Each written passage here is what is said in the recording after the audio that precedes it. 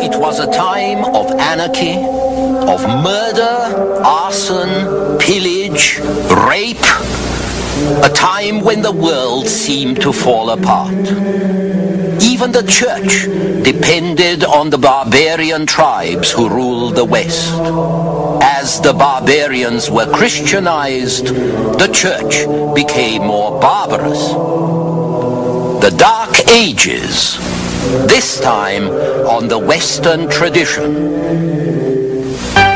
The final collapse of the Roman Empire in the West came in the 5th century under the pressure of German barbarians. 3 centuries later, on Christmas Day of the year 800, a German was crowned in Rome as Emperor of the West.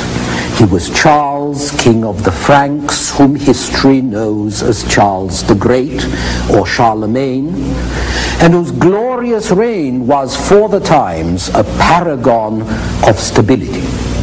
But the period in between those 300 years from collapse to coronation, this period is known as the Dark Ages, partly because we don't know much about it, and partly because it was just that, dark and bloody. The economy had gone to pot. The social fabric fell to pieces as much by internal as by external disruption. Material culture decayed, as we can see by new settlement patterns, with a lot of farms and villages on the best lands deserted for upland places. Old strongholds that hadn't been inhabited since the Stone Age, the like of which came back into use not because you could hope to make a better living there, but simply because you had a better chance to stay alive. That's what the general situation looks like, or we guess it looked like. At the political level, you remember that the Roman Empire in the West had been replaced by smaller barbarian kingdoms. Visigoths in Spain, who were later gobbled up by the Arabs around 700, Lombards in Italy, Franks and Burgundians in Gaul, Angles and Saxons in England. These represented whatever organized political power there was in Europe. Everything else belonged to the Roman Church. Moral authority, learning, the prestige of the Roman name, and the care of the people. It was to the bishop that ordinary people looked for leadership in Christian society. All this time, a process of assimilation was going on. The barbarians were converted to Christianity in the 5th and 6th centuries and acquired a thin Roman veneer. But as the barbarians were converted to Christianity, the church was increasingly barbarized. You can see this in the description that Gregory of Tours gives us of how things were in the kingdom of the Franks during the second half of the 6th century. Gregory, seen here in an illuminated manuscript from the 10th century, was himself a man of aristocratic Gallic lineage, a descendant of Roman officials, a member of a dynasty of bishops. But Frankish history, at least what we know of it from Gregory, is one long tale of arson and rape, murder and perjury, sons strangling their mothers, mothers throwing their sons down a well, people getting kicked or burnt to death at a friendly banquet, wives encouraging their lovers to murder their husbands and then in due course murdering their daughters because they were afraid that they might tempt the lover away. Incest, rife, and sometimes leading to murder, servants and allies betraying or poisoning their masters and their friends. This all came to a high point, or rather low point, with the death of Queen Brunhildis, who was captured along with her 3 sons by her enemies, tortured for 3 days, and on the 4th paraded round the camp on a camel in what state you can imagine. And then she was fastened by her hair, an arm and a foot to the tails of wild horses and torn limb from limb. But the fate of one of her sons is particularly interesting, because even though 2 of the lads were killed at once, one happened to be the godson of the captor, and so he was spared and left to finish his life in a monastery. A good indication of the strength of religious bonds, even in a brutish, superstitious world. It was on these savage barbarians that the church was increasingly dependent. Consequently, the outward decline in the condition of culture was accompanied by a deterioration of moral standards among the clergy. We have to remember that these standards, at least at the higher levels, which are the only ones visible to us, continue to be those of the Roman world. So we shouldn't be surprised that bishops had slaves and concubines as other gentlemen did. But we also find bishops who wear mail and sword under their vestments, presumably for ready use, and who despoil poor men of their holdings and sometimes of their wives as well. There is a scene at the table of a Frankish king where 2 bishops accuse each other of licentiousness, and there are many scenes where the bishops get so drunk that they can't even recognize their guests.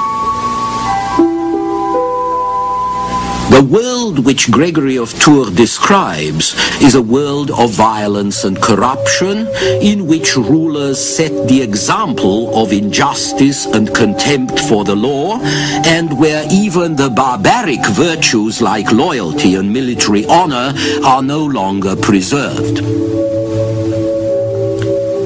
In such a world, religion was able to maintain its power only by the terror and the awe that its supernatural prestige sometimes inspired, and by the threat of spiritual violence, which it used to protect itself from the physical violence of barbarism.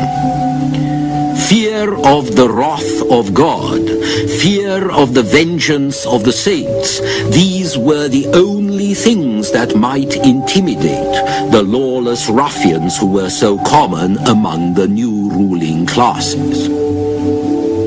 This is the period when saints played their most important part. Here, for instance, is Saint Cuthbert, who once revived a dying baby with a kiss. In the Dark Ages, saints were not merely models of moral perfection whose prayers were invoked by the church. They were very pragmatic forces who played a constant part in daily life, intervening in very practical ways, so that the fishermen of Naples scourged their saints when they caught no fish. Saints were, in effect, supernatural powers, and they were thought to live in the sanctuaries from which they could watch over the welfare of their land and their people. The most important saint for Gregory was St. Martin, whose shrine at Tours was considered a fountain of grace and miraculous healing, to which the sick came from every part of Gaul. St. Martin was thought to be particularly good against epilepsy and impotence. The shrine at Tours was destroyed in 853, and it was replaced several times, this one being the latest version. The original shrine was a sanctuary where fugitive slaves, escaped criminals, people outlawed by the king could all find refuge and supernatural protection. As a result, it was chock full of refugees. In principle, any church was supposed to provide sanctuary, but it had to be a pretty important saint who could actually frighten the great lords or the king from robbing the saint's property or from shedding blood on his premises. Those churches that were spared owed it largely to the power of their patron saint. And so the early centuries of the Middle Ages see the rise of a new Christian mythology in the West. The legends of the saints, like Saint Yrieix here, which represented the other side of the dark picture of barbarian society that Gregory wrote about. On one side, we see a world of violence and injustice which is sinking to destruction by its own weight.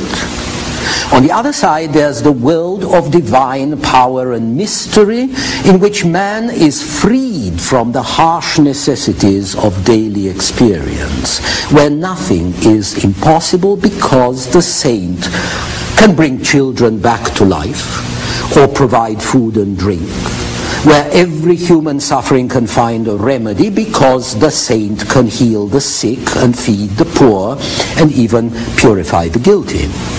Now, in this twilight world, it was inevitable that the Christian saint should acquire some of the features of the witch doctor on the one hand and the demigod on the other, that his prestige should depend upon his power as a wonder worker, and that men should appeal to him very much as they used to appeal to the family gods or to the local gods of the ancients, as a patron of the family, as a patron of the community. It was only in this world of Christian mythology that the vital fusion of the Christian faith and ethics with the barbaric tradition of the new peoples could have been achieved. It was obviously impossible for peoples without any tradition of philosophy, without any written literature, to assimilate directly the subtle, profound theology and metaphysics of the great doctors of the church. The barbarians could understand and accept the spirit of the new religion only when it was manifested to them, obviously, visibly, in the lives and the acts of men who seemed endowed with supernatural qualities. So the conversion of Western Europeans was not achieved so much by a new doctrine as by a new power that impressed them and subdued them. The Christian missionaries themselves were powerful personalities, brave, hardy, inspiring enthusiasm and trust. And there were women saints as well as men. Walburga, who practiced medicine among the Saxons and who is remembered on the night of May the 1st, Walpurgisnacht.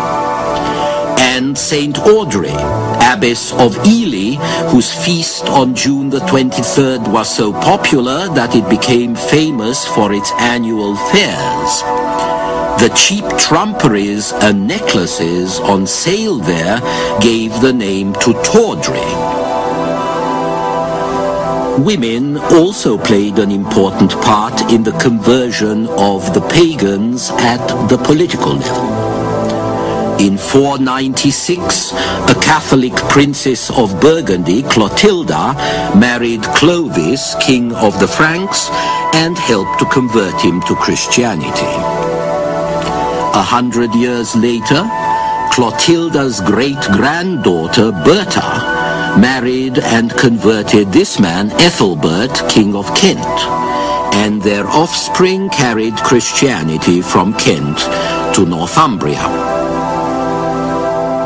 In 987, the Hungarians were Christianized by Stephen, later Saint Stephen, who was baptized by his mother and encouraged by his wife.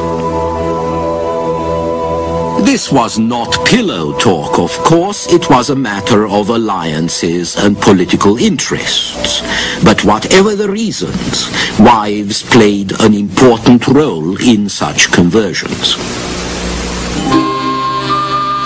Then, once Christianity was accepted by the nobles, the Church's prohibition of incest began to change the political face of Europe. It meant that the network of royal marriages was going to spread from Ireland to Constantinople, from Castile to Novgorod, avoiding the disadvantages of inbreeding, but also intertwining a group of families highly selected for their abilities in government and war. And the Church's prohibition of polygamy meant that, theoretically at least, bastards were excluded from succession to the throne. Now, it took a long time to convince the ruling classes to abide by such exclusions. Still, gradually, it would no longer be necessary to murder all your brothers to be safe. Succession to the throne was clarified and stabilized, all of which had its uses. The main thing, however, is that the Western Church did not come to the barbarians with a civilizing mission or with any promise of political and social progress. It came with a tremendous message of divine judgment and divine salvation. Humanity was born under a curse. It was enslaved by the dark powers of cosmic evil. It was sinking ever deeper under the burden of its own guilt. Now, this was obvious enough, and it was only by way of the cross. It was only by the grace of the crucified Redeemer, or better still, of Christ in majesty, that men could extricate themselves from the damned mass of unregenerate humanity, could escape from the wreckage of a doomed world. The world was falling to pieces, it was coming to an end, and so it was natural for Christians to turn their eyes to the other world, to the eternal city rather than to an earthly one, and to the Church, which offered the only avenue towards it. The argument was so convincing that while chaos continued and increased in the Western world, all the activities and the aspirations that we call cultural were concentrated in and on the Church, the tradition of Latin culture, the patterns of Christian life were not going to be preserved or developed in the cities which fell more and more into ruins, but in monasteries. And the monks would become not only the apostles of the West, but also the founders of medieval culture. Men and women withdrawing from the world to find salvation as isolated hermits or in small communities were not a new phenomenon. Christians had begun to do this in the Egyptian and Syrian desert from the 3rd century on. But this sort of thing is easier to do in Egypt, where you can go and dig a hole in the sand or build a little hut out of reeds, out of mud, and doze through most of the day. It's easier to do it there than it is further north in Germany or France, or even just across the Mediterranean in Italy, where winter can be very cold. So harsh climates posed a problem to the monastic life, and so did discipline, given the chaos around. These were the problems Saint Benedict addressed when he set up his first monastery on Monte Cassino, south of Rome, in 520, and when he drew up rules for his community in or around 529. The Benedictines may be taken as typical of all the older monastic orders. They took a lifelong vow to observe obedience, poverty, and chastity. These were supported on 4 main precepts: no private property, no eating of butcher's meat except in case of sickness, steady manual labor, and strict confinement within the monastery itself. Benedict recommended 3 or 4 hours a day to be spent reading devotional books, although he made allowance for those who couldn't read. But everybody had to spend 4 or 5 hours a day in prayer and religious services. This public prayer became increasingly important as time went on, and the average monk did less and less manual work and concentrated on praying for his fellow men. So by a curious paradox, the monk who abandoned the world to save his own soul found that one of his major tasks was the job of interceding with heaven on behalf of his fellow men.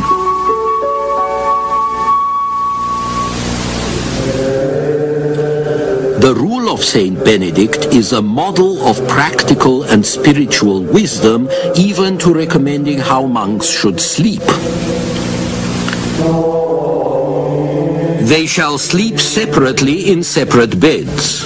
A candle shall always be burning in their cell until early in the morning. They shall sleep clothed and girt with belts or ropes, and they shall not have their knives at their sides, lest perchance in a dream they should wound the sleepers.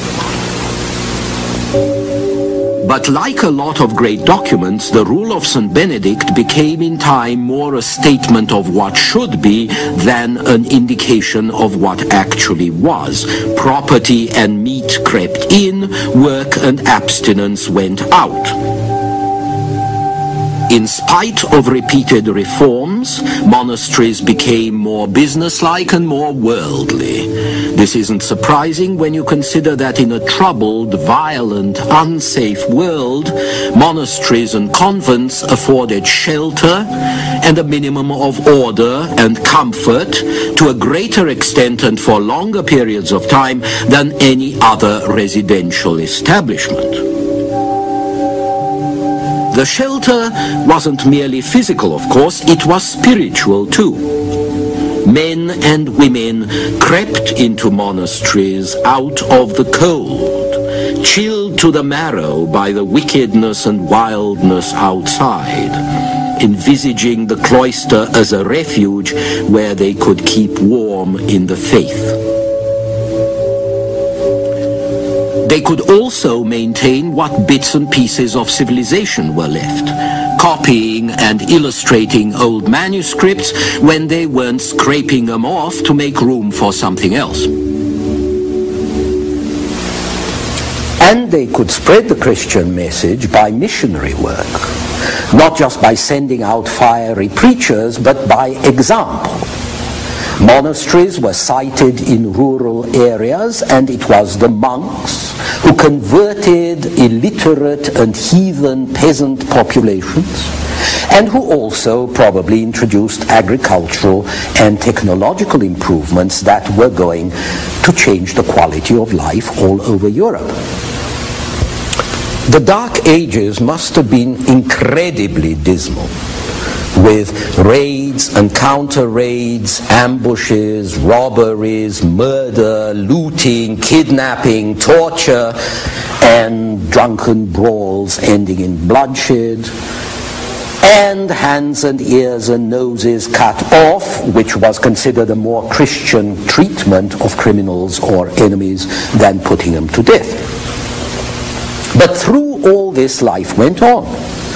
In burghs and monasteries and fortified manors, people maintained a minimal security.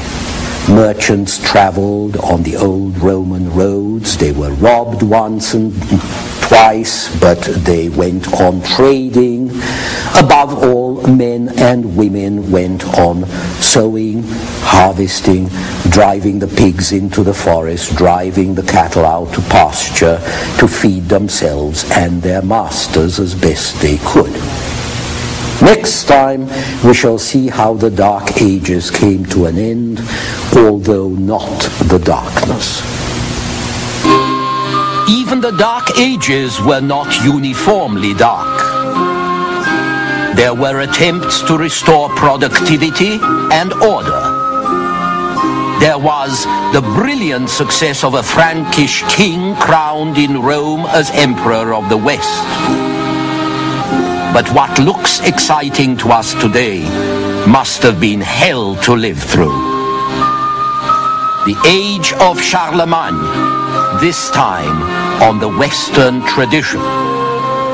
Last time we ended on a rather bleak note. We were in the Dark Ages, that dismal period between the 6th and the 9th centuries when violence and corruption, both physical and spiritual, were endemic in Europe. But of course, history is never as neat, let alone as linear, as we like to think. At the grassroots level, great things were also happening in the Dark Ages. Historians disagree about the exact date, but sometime between the 6th century and the 10th century, a new heavy plough with wheels began to replace the old light plough that had been used for thousands of years. The new plough dug deep and turned over furrows instead of just scratching the topsoil the way Mediterranean ploughs did and often still do. About the same time, a new method of planting came in, more complex rotation systems like the triennial system that left one field fallow once every 3 years to recuperate its powers. That way sheep and cattle could feed in the fallow fields and then on the stubble left in the planted fields after they had been harvested. And the manure the animals dropped could improve the crop yield further. Productive power was increasing in other ways too. This is a medieval flour mill which was made possible by the appearance of the crank sometime during the Dark Ages. The crank, which is the most important motion transmitting device after the wheel, now turned grindstones and hand mills and pulleys. This was also when water power was harnessed by water-driven mills to grind grain or cut logs, and when the use of animal power was immensely improved. The ancients had been terribly inefficient in their care and use of farm animals. They had no nailed shoes, which meant a lot of broken hooves and a lot of beasts limping around. And they had only a yoke harness, which was all right for oxen, but not very good for horses. They also didn't know how to harness one animal in front of another, only abreast, which meant that great weights had to be drawn by gangs of slaves. By the 9th century, however, the development of nailed shoes, the tandem harness, horse collars, meant that one team could pull 3 or 4 times the weight that a Roman team could manage. It created a new supply of non-human power at no extra cost, doing for the 10th century what the steam engine was going to do for the 19th century.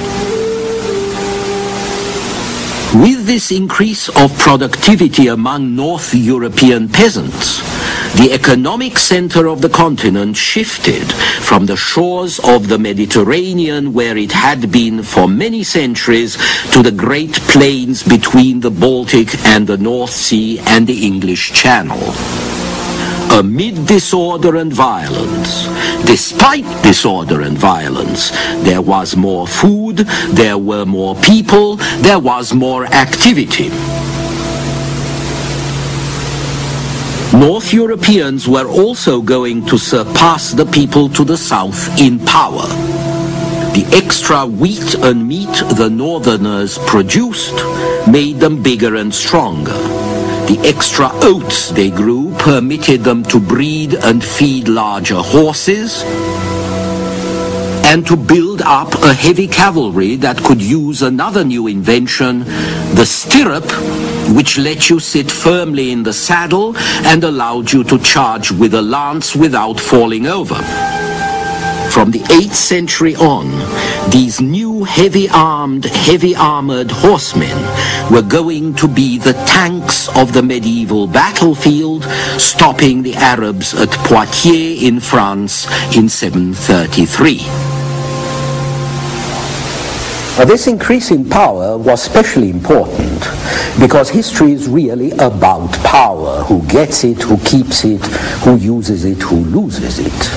You cannot have society without power, or culture, or art. And power is about numbers of people, but also about productivity and metals and money. After all, there are more goods available if you have cheaper and more efficient ways of producing them. More goods make it easier to fight wars and to win them. And so you see, the military-industrial complex is nothing new. The traditional metal of war is iron. Since the time of the Assyrians, the army with the most iron tends to win the war. The early Middle Ages were going to see a serious increase in the production of iron and the number of foundries. Iron continued to be pretty expensive, but there was more of it in Northern Europe than around the Mediterranean. And then in the 9th century, iron became available for uses other than weapons. Spade tips, plow parts, ordinary tools, when new iron mines were opened that made the metal cheaper. The brilliant success of one tribe, the Franks, was based on this new advantage in productivity. For them, as for most German tribes, war was a national institution, almost their main trade. The most important Frankish king was named Charles. History knows him as Charles the Great, Charlemagne. And he was simply the most successful representative of this warlike enterprise. He inherited the Frankish kingdom from his father, Pepin the Short, and proceeded to enlarge it. From the 770s to his death in 814, Charlemagne campaigned ceaselessly and successfully from Spain and Italy and Dalmatia to Germany and Bohemia. Charlemagne was also an able statesman who provided his dominions with fairly effective administration, based on literate clerks and on tough, illiterate royal officials, military commanders with territorial responsibilities, called by titles that still survive today. Dukes, from the Latin dux, meaning leader or commander. Counts, from the Latin comes, a trusted companion of the king, and margrave or marquis, who was the person in charge of border provinces, the marches, the march. Charles was operating in a society that produced relatively little surplus. His administrative reforms aimed at getting the land, and especially the imperial estates, to provide more of a surplus, or at least setting up a structure that would permit him to cream off more of a surplus. The surplus would go towards supporting the armies which he led, and which could be very large indeed, as much as 20,000 horsemen and 3 times as many footmen.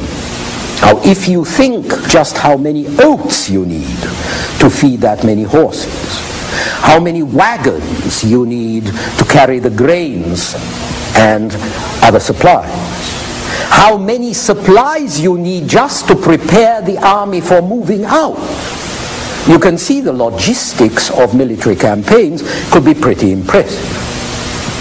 But so was the ultimate purpose of all this effort. Politically, Charlemagne's aim was to revive the Roman Empire with its stability and greatness.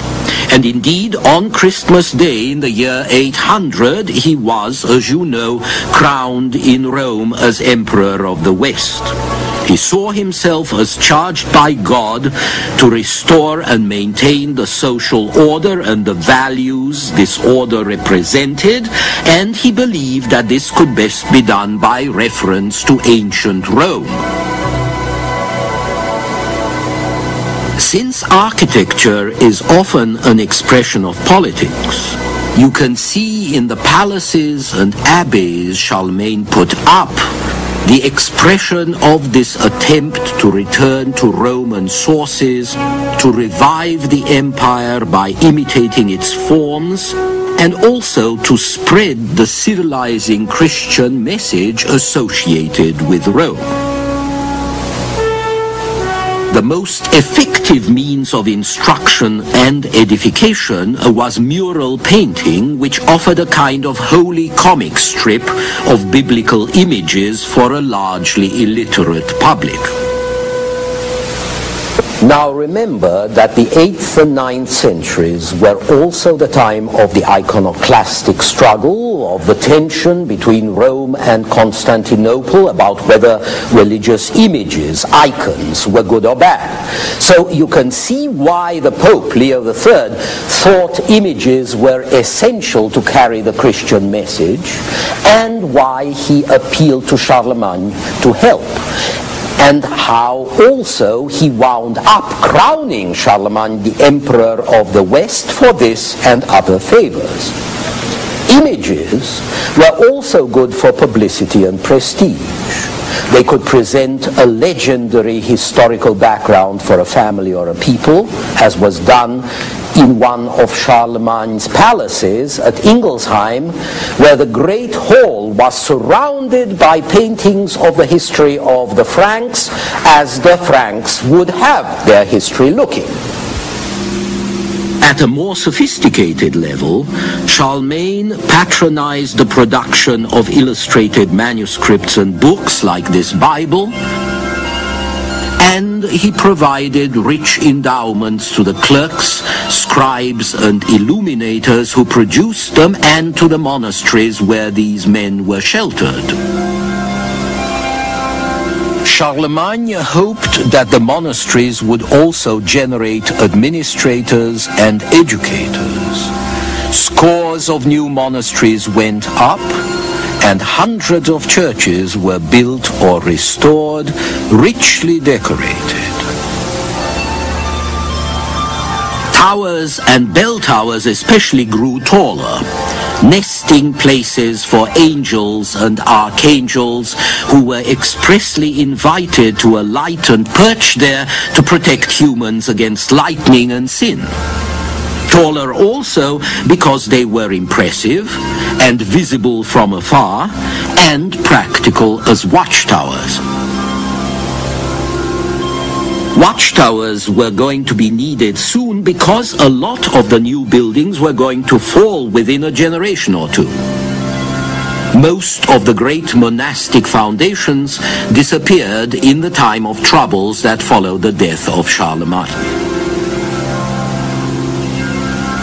One of these, the Abbey of Saint-Riquier, was built in the 790s near Amiens in northwest France. It held 300 monks, a school with 100 students, 110 knights with their own chapel, and a great host of servants to serve all these people. Charlemagne's special sympathy for scholars and clerks meant that he was always a favorite with them, and that was reflected in the documents of the time. But Charlemagne's reign was not based on intellectual pursuits or scholarship. It was based on war, on violence successfully exercised, as was the entire Carolingian dynasty of Frankish kings, which ruled for 2.5 centuries from the time of Charlemagne's father to the year 987. But when Carolingian civilization could no longer meet violence with superior violence, it foundered. Charlemagne wanted to be a Roman emperor in fact as well as name, but he died in 814 like a Frankish chief, dividing his lands among several legitimate sons. It could have been worse since he had hundreds of bastards. Charlemagne's successors were incompetent and divided. After 820 or so, Norsemen, Hungarians, and Saracens brought even worse horrors to Europe than had been suffered in the centuries before Charlemagne.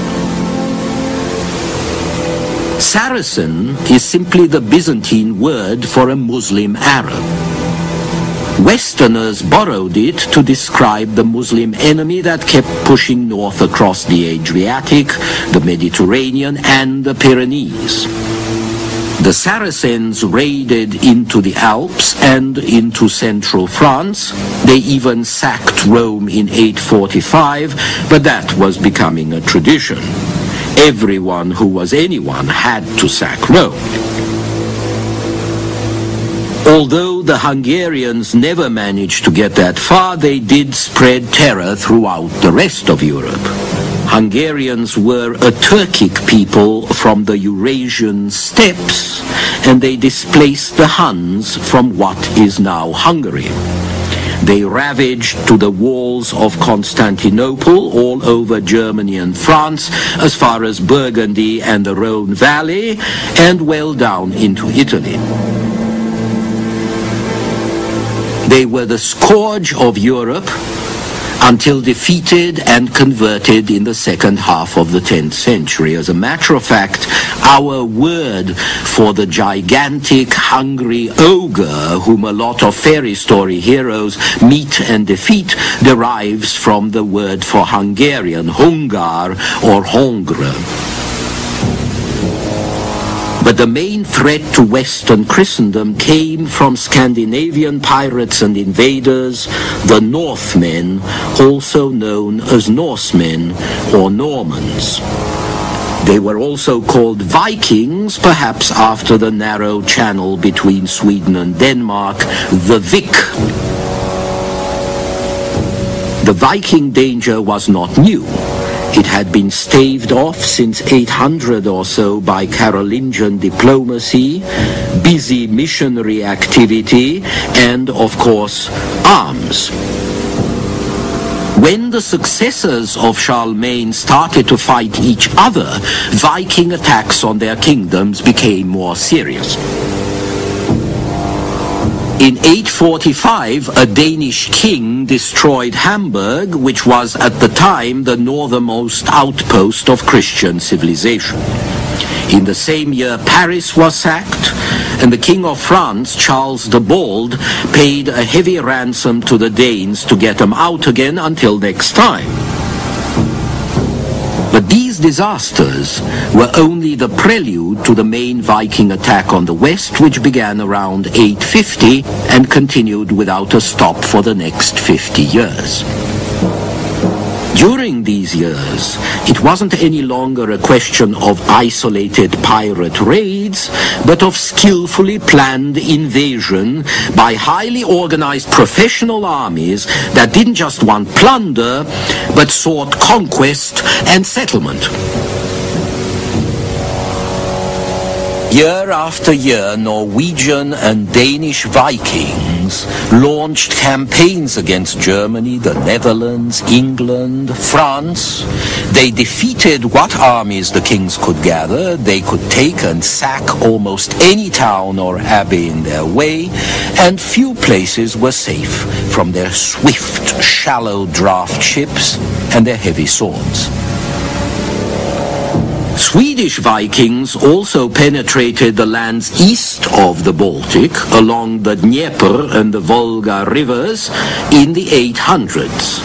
The name of the land we call Russia comes from the Finnish name for these Vikings, Ruotsi, or rowers.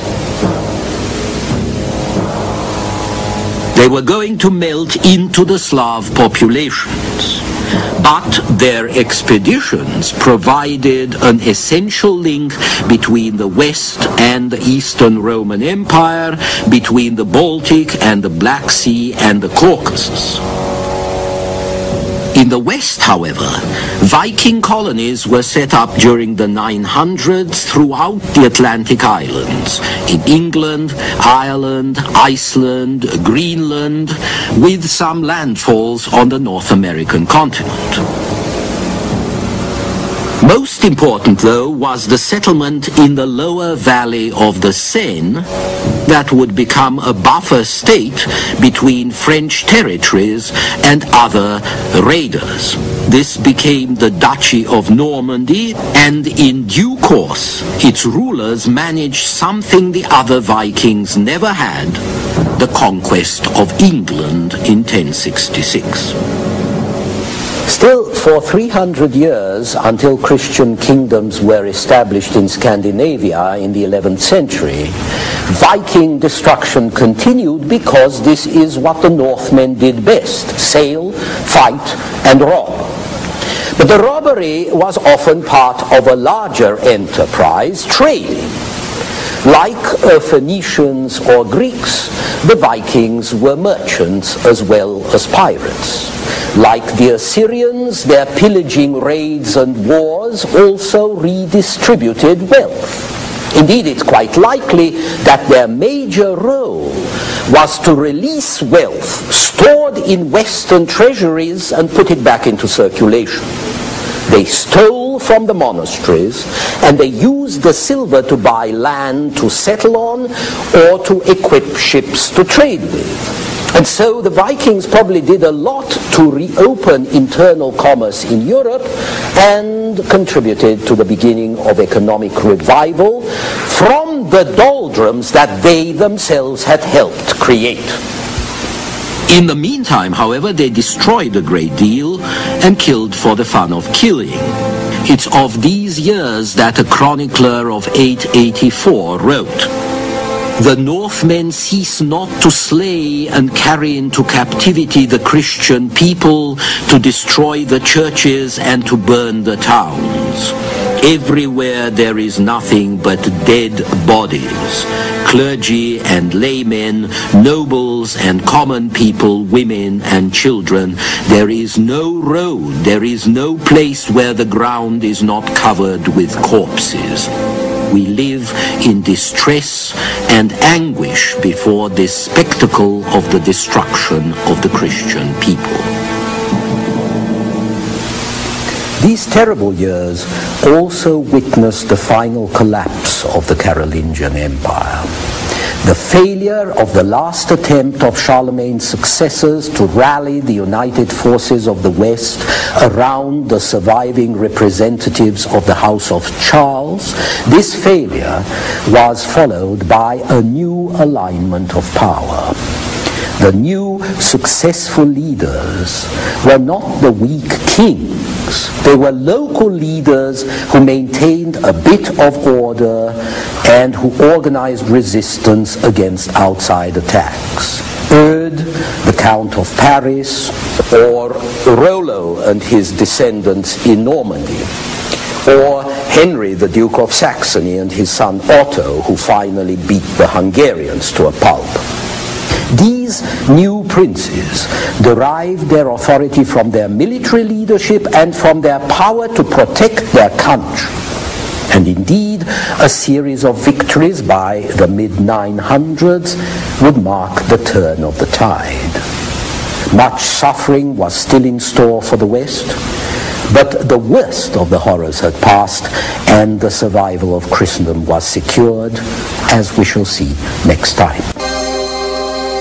In a lawless age, people looked for immediate solutions to immediate problems: how to beat back the enemy, how to rebuild a working economy, how to stay alive, until out of anarchy, a new social order was put together that would restructure Europe.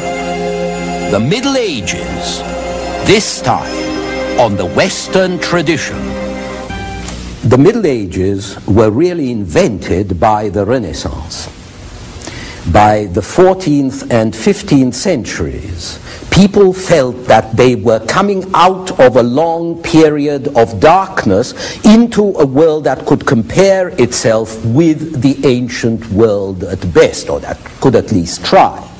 Since the dark, dirty centuries they left behind didn't deserve to be dignified with a special name, they just called them the age in between. Now we now realize that this dark and dirty age was also innovative, and that in its 1,000 years or so after the fall of the Western Roman Empire, Europe took on the shape and features that we know today. The Middle Ages began in the 4th and 5th centuries with the encounter of two peoples and two societies, Germans and Romans. By this time, when the Germans invaded the Roman Empire and overran Gaul, Spain, England, Italy, Rome was nothing but a shabby stage set, and the two societies weren't all that different. Remember that since the 3rd and 4th centuries, a demographic and economic slump had been wearing down the network of roads and cities that the legions set up to protect the Pax Romana, diminishing both the comfort and the culture of the urban minority. And then, as the empire's urban civilization cracked, the pre-Roman, pre-colonial, rural substructure reappeared. Clans and gangs gathered around great landowners, around village leaders or tribal chiefs who provided the keystone of social relations. Local lords living in great villas on their rural estates became the real power in the countryside. And the countryside became, as it had been before the Roman conquest, the real base of the economy. In due course, for several centuries, it became the entire economy.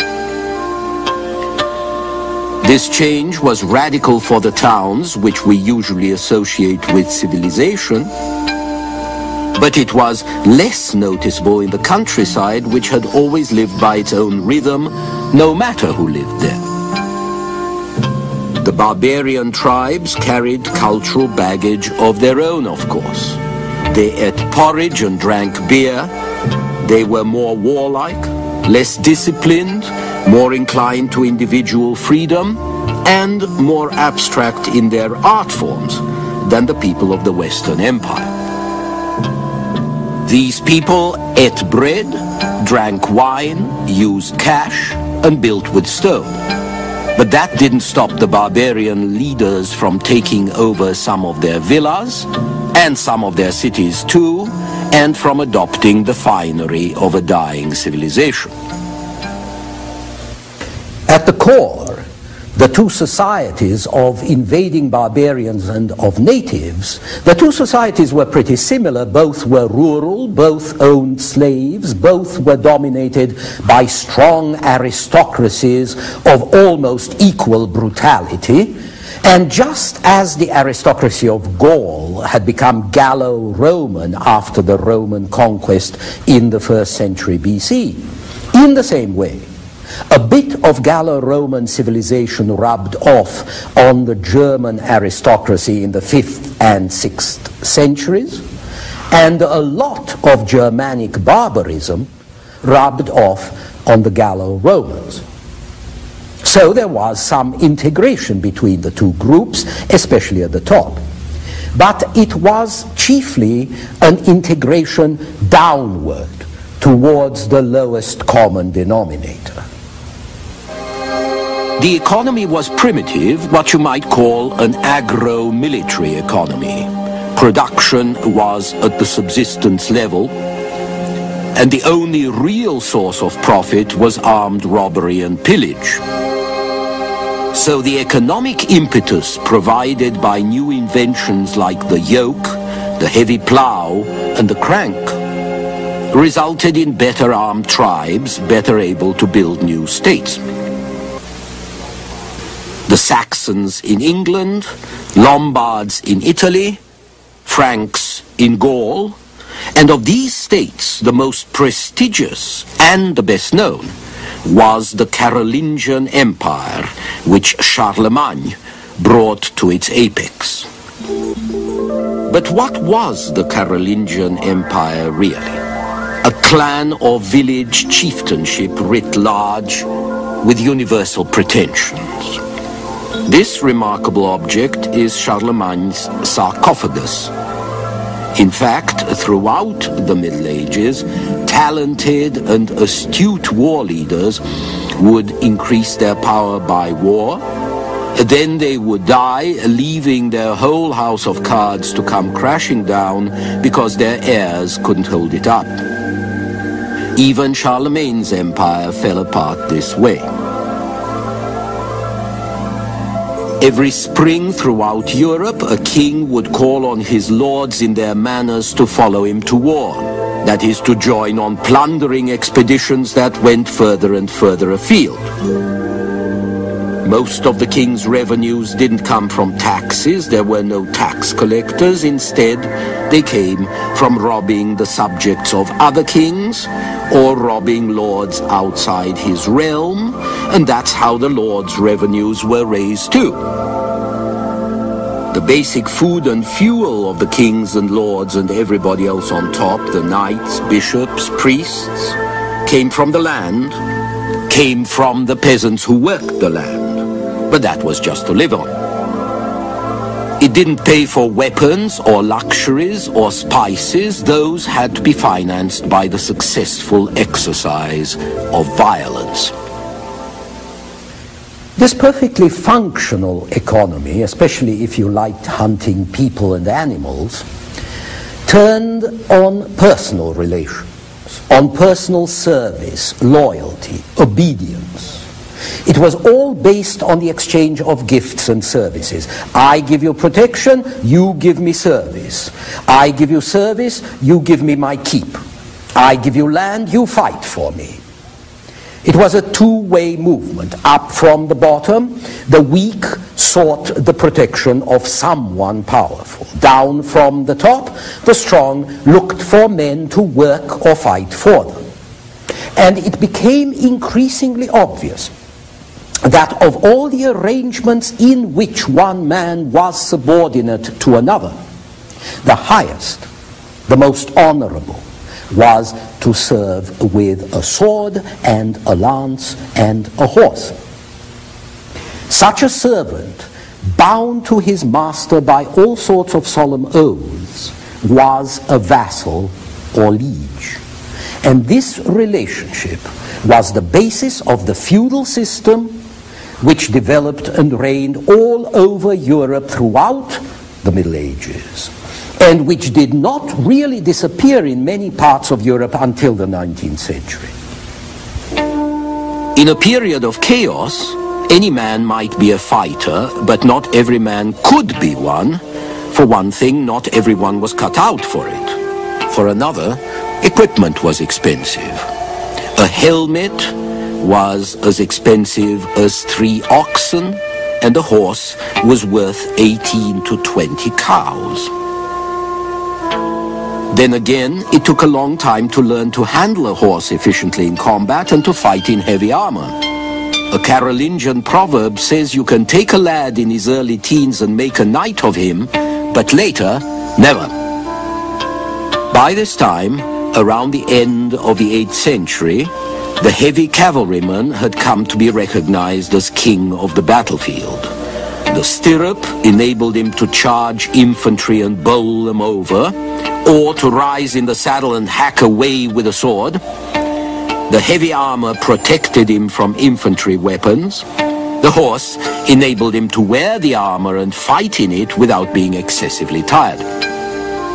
And the horseshoe allowed the horse to cover a lot of ground with this heavy man on its back, even over rough terrain. It followed then that the cavalryman could swoop in suddenly, or he could get away swiftly, or he could hover around bodies of infantry that were too large to attack frontally and cut off their stragglers and ambush them when he chose to do so. All these advantages were realized by Charlemagne, who increased the proportion of cavalry in what had been a foot-slogging army. The value of cavalry would be emphasized further during the period of chaos, when the Carolingian Empire fell to pieces in the 9th century under the raids of new barbarians. More than ever, every man would be looking for a strong leader who could afford mounted men. Every leader would be looking for strong men who could fight on horseback. Only armed riders could beat back the Vikings, the Saracens, the Hungarians. But where were these expensive professionals to come from? Who was going to pay them? How were they going to be paid at a time when trade had decayed, currency was scarce or non-existent, and the supply of food itself was chancy? The answer was a set of relationships based on homage, one man belonging to another man, and on mutual protection. Eventually, these relationships were going to be recognized as the fundamental structure of society in the shape of serfdom and vassalage and lordship. And they were also going to provide a solution to the economic and logistical problems of primitive and disorderly societies in Europe. But it wasn't going to happen all at once. What we often call the feudal system, for simplicity's sake, is a generalization that covers a variety of arrangements and oaths and rituals and formalities over a long period of time, beginning in the 6th or 7th centuries and culminating 600 or 700 years later.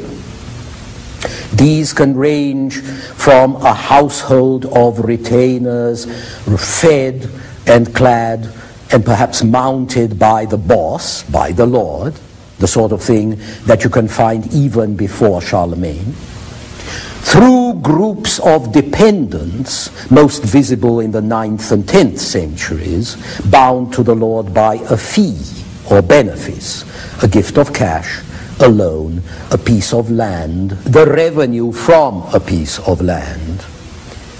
And it could range to the classic knight set up with a land grant, which he holds at first precariously, that is, at the will of the lord, in return for his service and that of his retainers, or else for his lifetime, and which by the late 11th century becomes hereditary family property.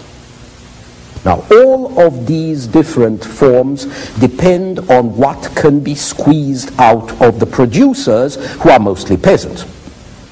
And since they don't have much cash, we're talking of exactions in kind, provender, labor, transport, different services.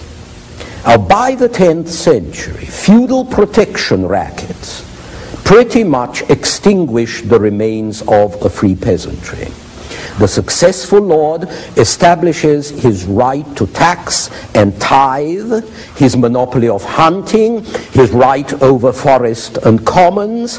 He forces the peasants to grind grain in his mill, to bake their bread in his oven, to get their fish for fast days from his pond, and above all, he imposes his justice, the right to judge and fine and punish, which means not just power, but revenue. So what we call the feudal system is not just one system, but many systems. An organized disorder designed to subsidize professional fighters by exploiting the non-professionals. And when I describe it, please bear in mind that I'm talking about an ideal model that was approximated only rather late in the day. The vassal was quite simply another man's man, and the feudal relationship was that between the lord who had bestowed what we call a fee and the man who had accepted it and who owes the lord his service in return. This fee could well be money, or the right to levy tolls on a certain bridge or ford or mill, but most of the time it was land, because land above all meant men who lived on it, and men meant power. In principle, the situation was quite simple. For instance, let's say you're the master of a great property. You can only defend it with men and arms.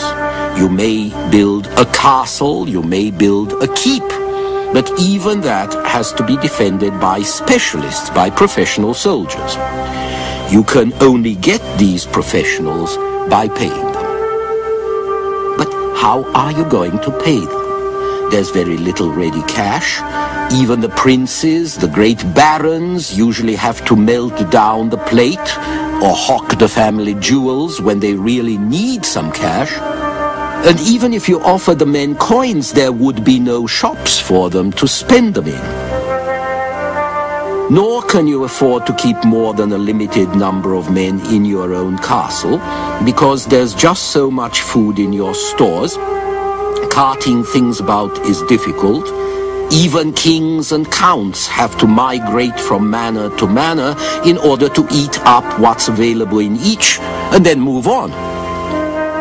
So if you want to attach men to you, you have to give them land. Land with serfs on it who work to provide the wherewithal for their new master's keep and for the equipment, and in return for the land, these men will fight for you. In other words, the land is a sort of wage, and it's supposed to revert to you who gave it away when the wage earner has died or when he ceases to serve you. But in effect, you don't mind accepting the same services from a son, or even from a son-in-law. And so over the generations, what had started as a purely personal fee becomes hereditary. And the incumbents begin to treat the land as a right, even though it started as a kind of pay. Originally, a new vassal had to give his lord a present when he took over his fief, a sort of key money.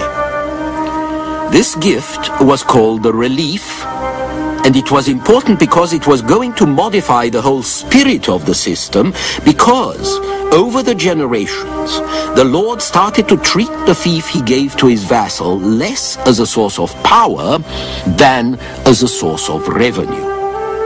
And the vassal came to look on the fief increasingly as his own property, for which the relief had been something like a down payment.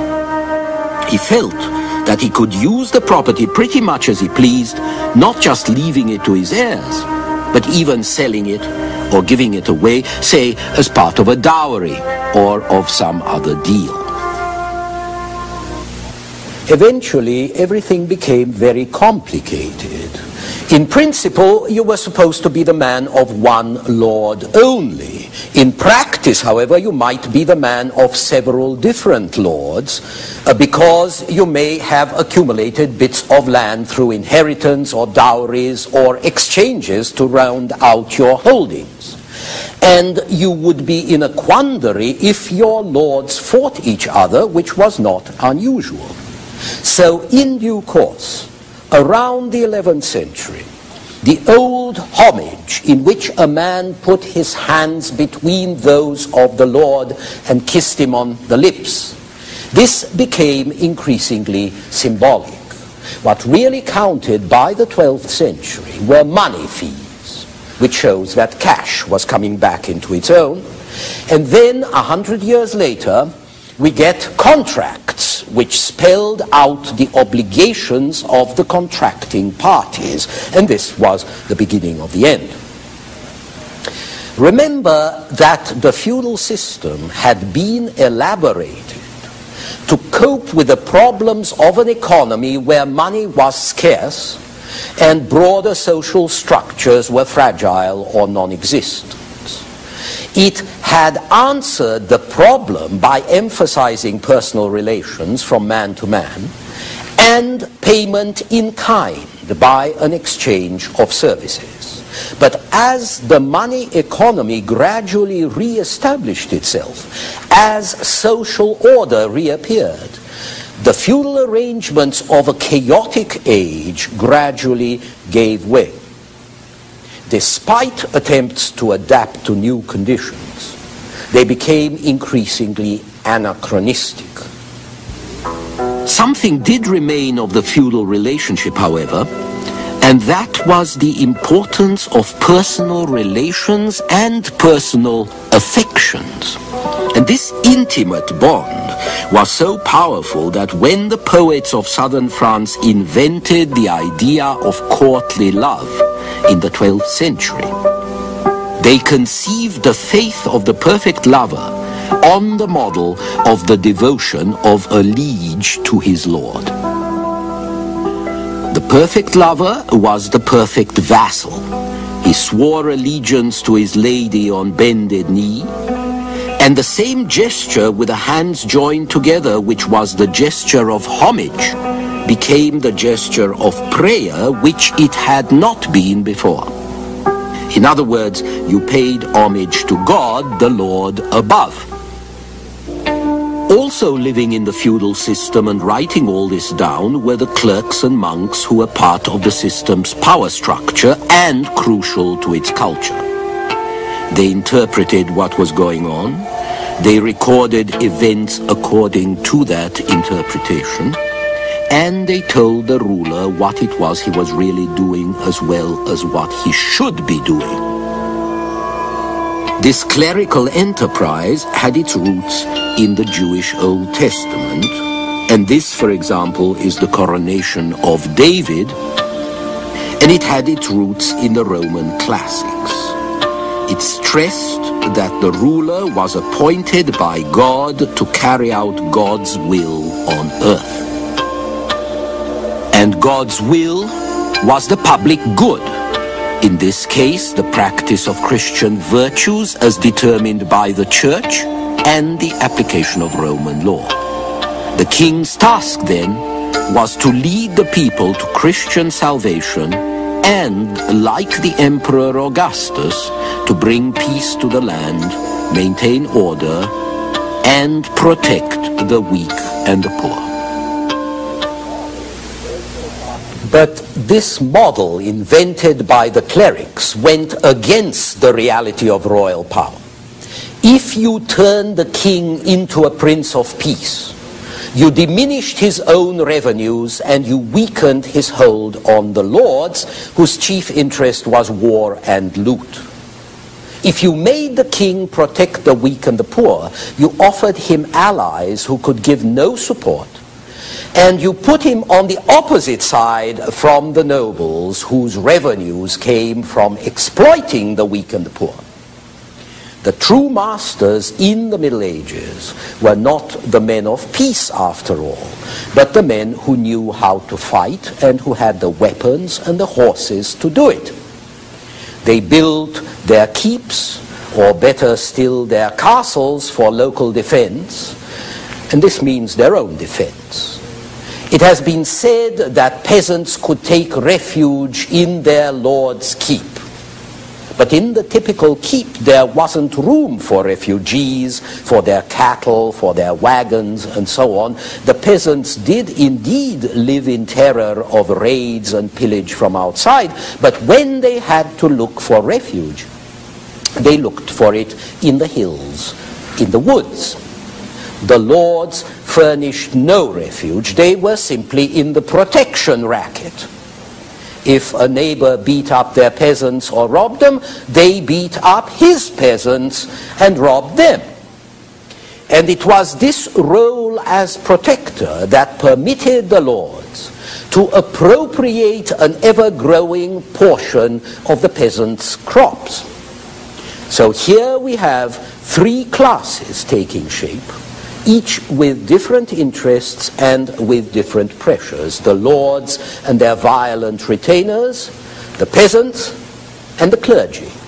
We shall see how they worked together and how they struggled against each other next time. The noble in his castle, the cleric in his church, the peasant in his hut, a simple social model that would last for centuries. But the more successful it was in re-establishing order, the more it encouraged the very forces that would sap its strength. The feudal order, this time on the Western tradition. Last time, we got a hint of what feudal society was like in the early Middle Ages, with vassals pledging allegiance to their lords and fighting for them in return for a piece of the lord's land and the peasants that went along with it. So, on the one hand, we had an aristocracy of lords and vassals who had property, and on the other, the peasants, or serfs as they might be called, who provided all of the work and in return got temporary permission to stay alive. But there was also a third class, the clergy, which was an integral part of the feudal power structure. The church had been doing well all this time. It had been given lands, it had been given treasure, and it could manage its wealth with greater continuity than secular landowners who varied in quality and who were often away robbing some other lord. The church never died. So the church got even richer, and it led a new cultural revival around the year 1000. This is the era described by a monk in Burgundy named Raoul Glaber, who didn't think much of his times in general. But he tells us that the fabrics of churches were rebuilt and every nation of Christendom rivaled with each other which should worship in the handsomest buildings. These churches Glaber talks about are in what we call the Roman style or Romanesque. Gothic was only invented a century later. But they are splendid enough, and while public buildings surged forward, so did public thought, or rather clerical thought about public matters. And this produced a new social model, much more realistic than the preceding one, which you recall had the king as a man of peace at the center of society, protecting everybody else. Although the clergy still saw the Christian ruler as important, now he was part of a wider Christian society, which was divided into three social categories, each with one particular function. the men who pray, the men who fight, the men who labor. In this model, the spiritual is superior to the temporal, and the sword is superior to the spade. One prays to save the soul, the other fights to save the bodies and the property of the community, and both deserve to be kept by the labor of others. So below them are the peasants working to feed them. It was a simple model, and its very simplicity kept it going for a long time. The model also provided a justification for idleness by making it appear honorable and representing manual labor as dishonorable, which of course it was when the model was forged. Those who could prayed or fought. Those who couldn't labored. And so production was a vulgar activity, and the noble and holy were idle and unproductive. It has been argued that there was a contrary Christian tradition. After all, Christ was a carpenter, and that monastic rules, like the rule of Saint Benedict, required manual labor. As the Latin saying goes, laborare est orare, to work is to pray. But the fact is that the only reasons why monastic rules recommended work were first to avoid boredom, during which the mind could wander in dangerous directions, and second, to teach humility precisely because labor was a humbling experience. At best, work was an encouragement to spiritual endeavor. Its task was to subsidize prayer and contemplation so they could proceed without material difficulties. Productivity was no concern of noble minds. And this is a notion that was going to leave its mark on Western society and culture. Furthermore, the tripartite model of clergy, nobles, and commoners, which was intended to represent order, in fact created friction, the bitterness and hostility born out of the power relations it depicted. Realizing the friction, the Church tried to reduce it by propagating the notion that the social order was based on cooperation and services mutually rendered. This painting, entitled Allegory of Good Government, by the 14th century artist Lorenzetti, reflects the idea of cooperation and interdependence. The symbols of justice, peace, fortitude, prudence, common good, magnanimity, temperance, and charity all rest upon a unified people below. And here we have the allegory of bad government, in which Lucifer stands center stage and everyone else is bickering and selfish. In truth, some people were cooperating and serving more than others. As Western Europe ran out of barbarians and began to settle down, however relatively, marsh, forest, fallow gave way to vineyards and orchards and fields. New villages sprang up to clear and work new lands. The volume of production continued to rise, and since this took place in a system which was very good at squeezing what it could from the laborers at the bottom of the heap, most of the new surplus was transferred into the masters' barns and onto their tables. This surplus stimulated the master's taste for luxury. So, to satisfy this new demand, teams of specialists developed out from the indistinct peasant mass. Masons, artisans, traders, and this revival of demand for services brought about in turn a revival of the towns where the exchange of services took place. Urban centers had been insignificant for several centuries. But in the 11th and the 12th centuries, the ancient cities revived, and new market towns sprang up at crossroads, at river crossings, at convenient stops along the highway. By the end of the 12th century, Western civilization had once more gone through a fundamental change. It had been rural for nearly 1,000 years. From now on, it was going to be dominated by urban centers. Everything was going to revolve around the towns: riches, power, and cultural creativity. Now, naturally, such a profound transformation had an impact on the model of the three orders and on the social relations this model tried to stabilize. Within each order, material progress complicated the social hierarchy. In the church, the urban revival emphasized the break between the rural monastic orders and the monasteries, and on the other hand, the urban clergy that grew up around the new town cathedrals.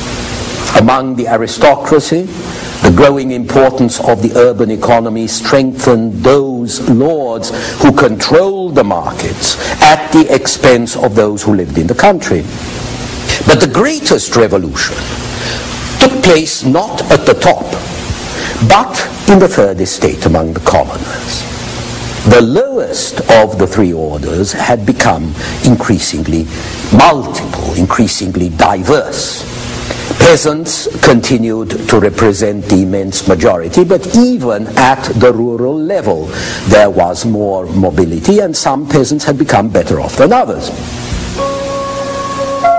But the contrast was strongest in the towns, with their artisans, journeymen, and small traders, and especially with the merchants, who operated on a larger scale and who in some cases had become merchant princes. Professional organizations were also developing, guilds and fraternities which defended the interests of a parish or a trade, and corporations of masters and students in the new schools that had been established. These schools started out first in Bologna and Paris, but they soon appeared in every large city, working under charters granted by the Pope or the Emperor or the King. The word university is simply medieval usage for such independent corporations. But with all this change came more conflict. Typical of the struggle between the old order and the new forces was the agreement signed in 1215 between John, King of England, and his barons. An agreement that has come down to us as Magna Carta or the Great Charter. By the time John became king, royal administration had improved, but royal finances had not. So John taxed the nobles, the clergy, and the cities. He encroached on their privileges, and by sending out his officers to tax, he brought the kingdom to the verge of civil war. The only way to avoid a conflict was by an agreement which spelled out the rights of free men, especially barons, of course, and of clergy, but also of towns and merchants. This recognition of new interests was significant, even though nobody took the charter very seriously at the time, because feudal agreements were always breaking down. But out of its provisions, there grew basic legal rights for Englishmen, and also a representative institution called Parliament, designed to see that the king kept his word and did not overrun his rights. So this reactionary feudal document, which was meant to protect the interests of the great, became the basis of ever more progressive institutions. By this time in Europe, economic activity at all levels had loosened old restraints and weakened feudal bonds and clan loyalties. With prosperity, Europe became more adventurous, interested in material progress, believing that the world was created for man and man was spiritually responsible for mastering it. The Times suggested a new hope for personal success and spread the extraordinary idea of progress, the notion that things were actually getting better, that your only hope was no longer in heaven alone but on earth as well. You could expect to better yourself if you worked hard, if you fought well, if you showed enterprise in business or skill in managing your lord's affairs.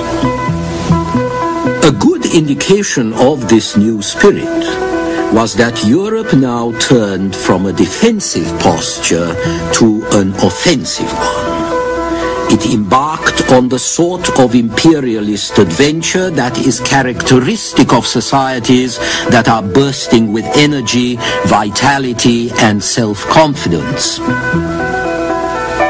Between the 11th and the 13th century, 8 major expeditions went out to rescue Jerusalem and the holy places from the infidel Turk. The First Crusade, as these armed pilgrimages were called, captured Jerusalem in 1099. And the resulting Christian kingdom of Jerusalem lasted nearly 100 years. By the 13th century, however, the original enthusiasm had run out. The Fourth Crusade in 1204, which was supposed to be directed against Egypt, wound up capturing Constantinople instead and set up a Latin kingdom there that lasted 60 years. But people were losing interest. By the end of the 13th century, all Crusader strongholds in Syria and Palestine had fallen, with Acre, the last, in 1291. Recapturing the Holy Land from the infidels was certainly a crucial factor inspiring the Crusades, but there were other interests at work. The most important was the determination to reduce the fighting and disorder in Europe by exporting them abroad.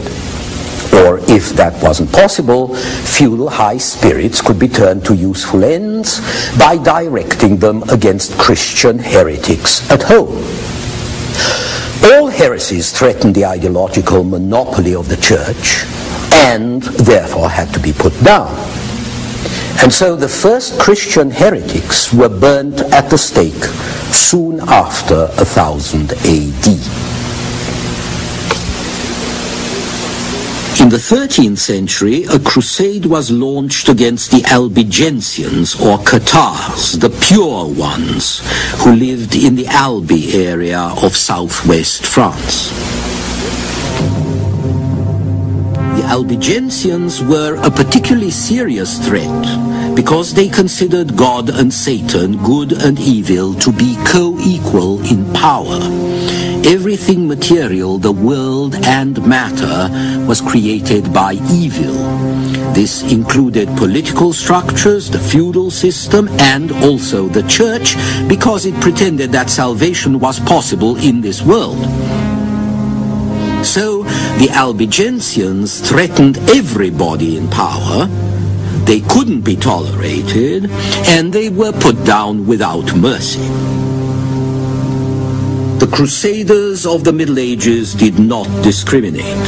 They killed Europeans as enthusiastically as they killed non-Europeans. As a matter of fact, after the siege of one Albigensian stronghold at Béziers, when a soldier asked the bishop how to tell the good Catholics apart from heretics, the bishop was blunt. Kill them all. God will recognize his own. But the most popular kind of crusade was the one fought to convert the foreign heathen, preferably not too far away, and if they didn't convert, to kill them and settle good Christians on their lands. The reconquest of Spain from the Arabs was a profitable campaign that went on into the 1490s. And the expeditions that Spain and Portugal sent to North Africa and across the Atlantic to America were also crusades of sorts. So the crusading tradition and the colonial experience merged into one another, as did their inspirations. High spiritual aims and low material ones, the desire to get away from home and the desire to get rid of troublesome enemies, vigor and enterprise and greed. But at the same time, people were trying to affirm themselves unconstrained by their elders and betters, and especially unconstrained by the church. In the 12th century, a profane secular culture appeared, emancipated from the church, sometimes critical of it, and reflecting a new public of city people who wanted to enjoy their new prosperity, and of lords and ladies who wanted to enjoy each other. In Cologne, which was then the most important city in Germany, the city poet wrote a song whose first verse goes like this. Down the primrose path I post, straight to Satan's grotto, shunning virtue, doing most things that I ought not to. Little hope of heaven I boast, charmed by pleasure's auto, since the soul is bound to roast, save the skin's my motto. There must have been a lot of people who felt this way and who didn't mind saying what they thought, which tells you something about the changed spirit of the time. There were also new games of love, which may not have been serious, but which do suggest emancipation from the religious beliefs of more constricting times, and also gentler habits, a rediscovery of manners, and gallantry. Everything we describe as chivalry. A good example of this is a well-known romance of the time. Around the year 1200, somewhere in France, a troubadour, a traveling poet and singer, created the love story of Aucassin and Nicolette.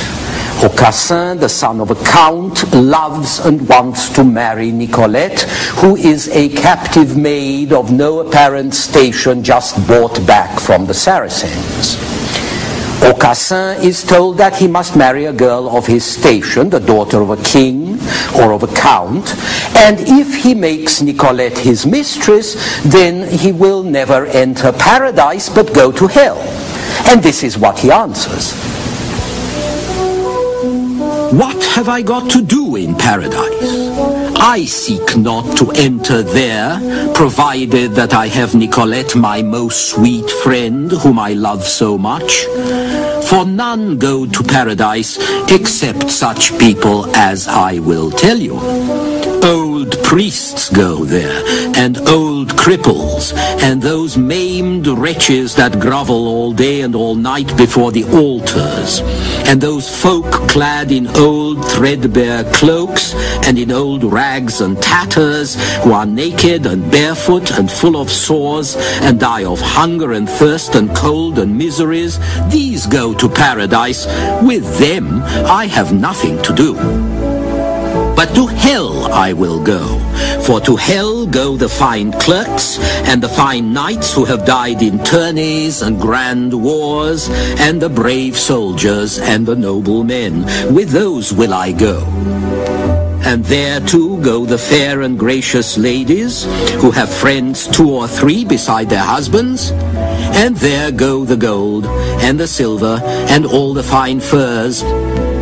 And there too go the minstrels and the poets and the kings of this world. With those will I go, so that I have Nicolette, my most sweet friend, with me. You can see here a reversal of all accepted values. As long as his father refuses to give him permission to marry, Aucassin refuses to fight in the war that threatens his father's estates and his own. And finally, father and son make a deal, and Aucassin fights and wins, only to find that his father breaks his word. No, he will not let him see Nicolette after all. And so Aucassin releases the enemy leader whom he has taken prisoner, and he charges his enemy to do his father as much harm as possible. And so you see, every accepted value, Christian, filial, feudal, trampled by this love-crazed loon. As for the young lovers' adventures, they go on and on.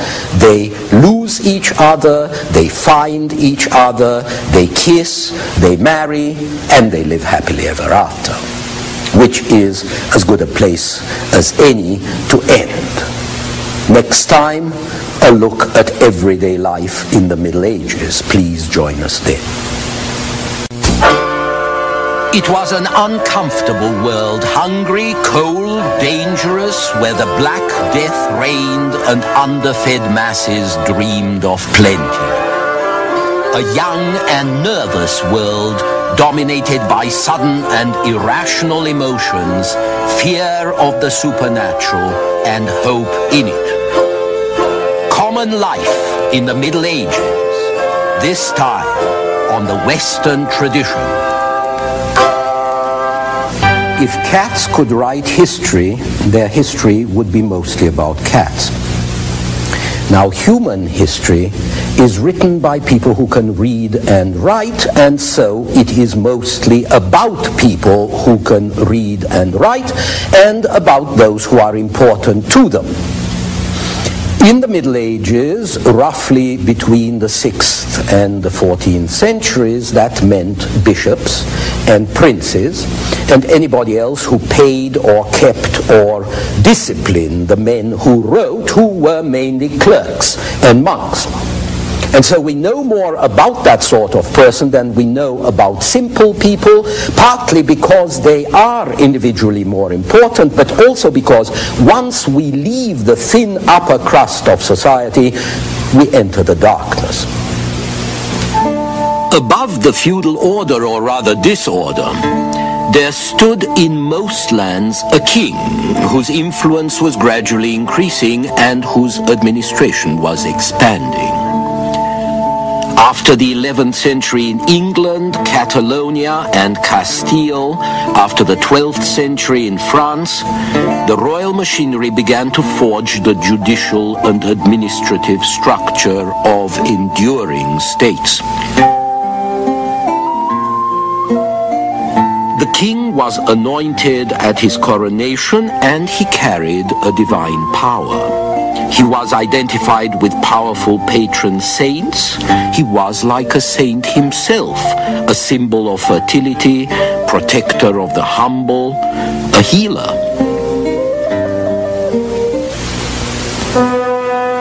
Feudal society also invented a theology in its own image, with a royal god ruling like a lord, enthroned in triumph or in judgment.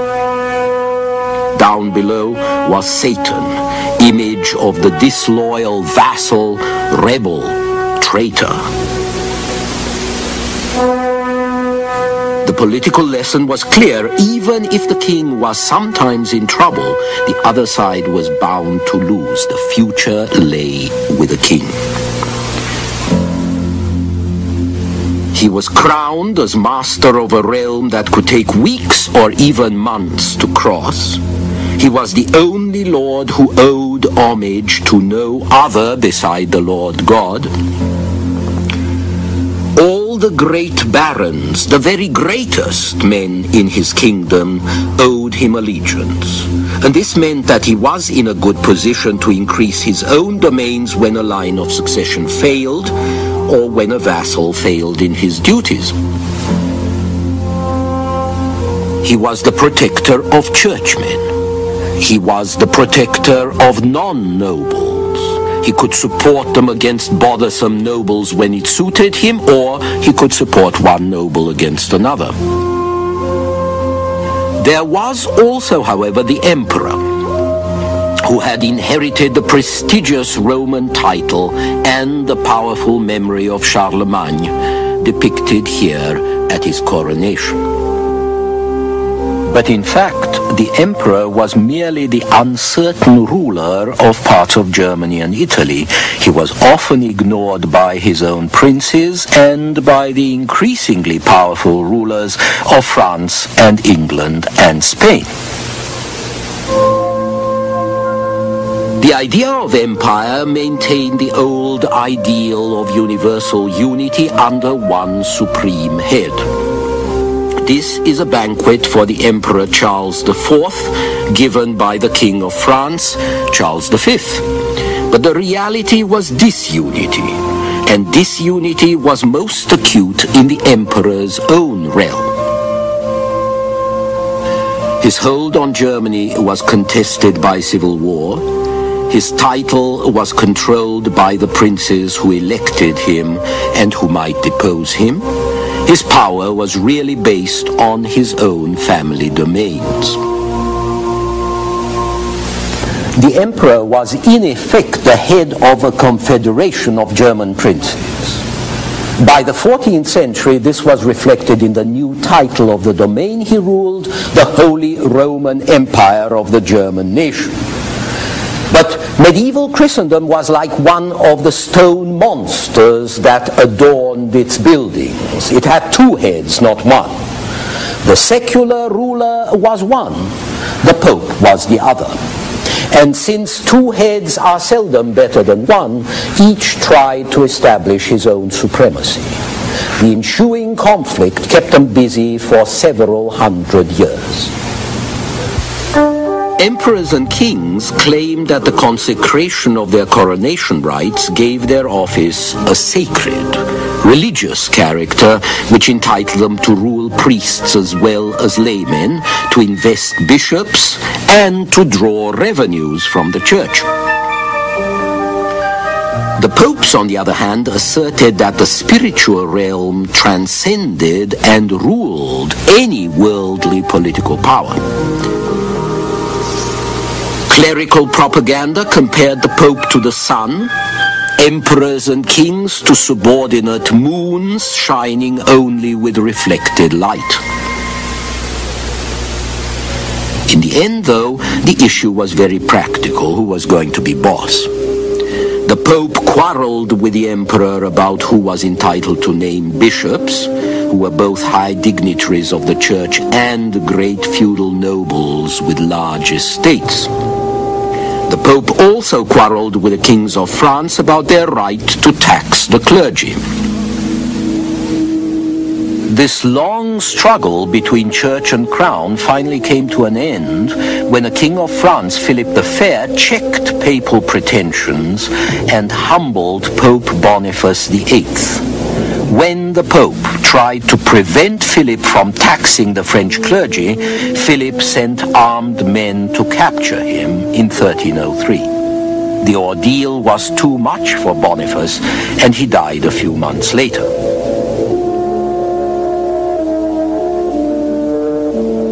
After that, the successors of Boniface took refuge in exile here in Avignon, an imperial city they owned on the French border.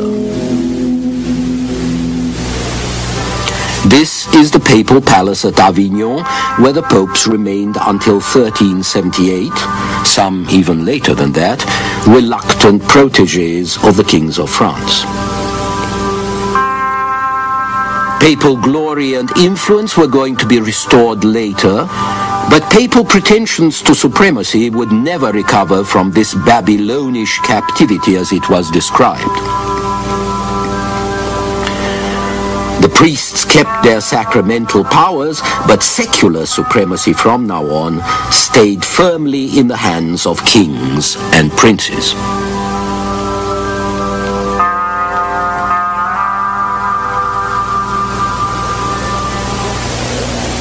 It's important to remember, though, that behind this great struggle, beyond the tug for power, church and crown continued to collaborate throughout the Middle Ages and beyond. Men of prayer and men of war continued to support each other against the Third Estate, the common men of labor. 1,000 years before, Christ had advised his followers that Caesar should get his due. And now the representatives of Christ were needed to repeat the point again and again to keep people obeying laws, paying taxes, knowing their place. The priests seldom failed to remind them. Beyond the churches, however, beyond the palaces, there was another far more basic world. For one thing, the vast majority of medieval people lived much closer to nature, and nature was wilderness. It was fallow land, moors, brush. It was marsh where you could lose yourself and die. It was forest, terrifying in its vastness and its dangers. In those days, bears, boars, stags, especially wolves, wandered everywhere, into the fields and into the town, even into Paris in the 15th century. Hunting wasn't just a sport, but a necessary defense and, of course, absolutely necessary to provide meat. People went out to gather wild fruit, herbs, honey, just as they had done in the Stone Age. But most of their diet, even in the upper classes, was cereals, grains, which depended on uncertain harvests. So life was marked by famines, which killed off as much as 10% of a community. "Give us this day our daily bread" was a very real and anxious prayer. A world of frequent shortages and uneven diet provided vivid fantasies of plenty, like the mythical land of cocaine, where everyone was plump, where there were houses built of cake or barley sugar, and streets paved with pastry, and sausages and roast larks fell from the sky. For centuries, food remained the foremost image of luxury, and where the poor dreamt, the rich and powerful ate, mostly overate. They often had stomach or liver troubles or gout, or else they had tremendous vitality and needed a lot of violent exercise to work off their meals.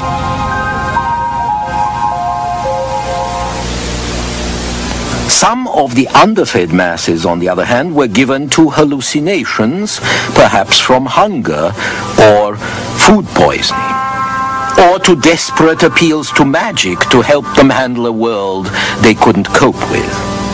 Their masters were not immune to these fears either, in spite of being more comfortable. Comfort, after all, is a highly relative term.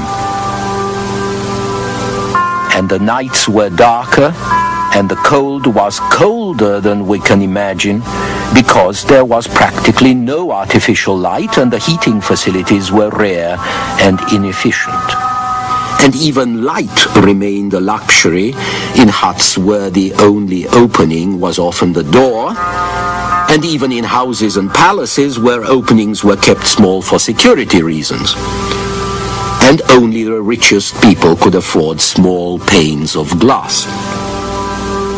So homes were cold and damp and dark and smelly, and often more uncomfortable than the fresh air outside. People kept warm by putting on more garments, piling one lot on top of another, and often they wore more indoors than they did outside. Altogether, they managed only a very unstable balance in the struggle against cold and damp and hunger. A medieval poem about Piers Plowman gives us a taste of what it must have been like.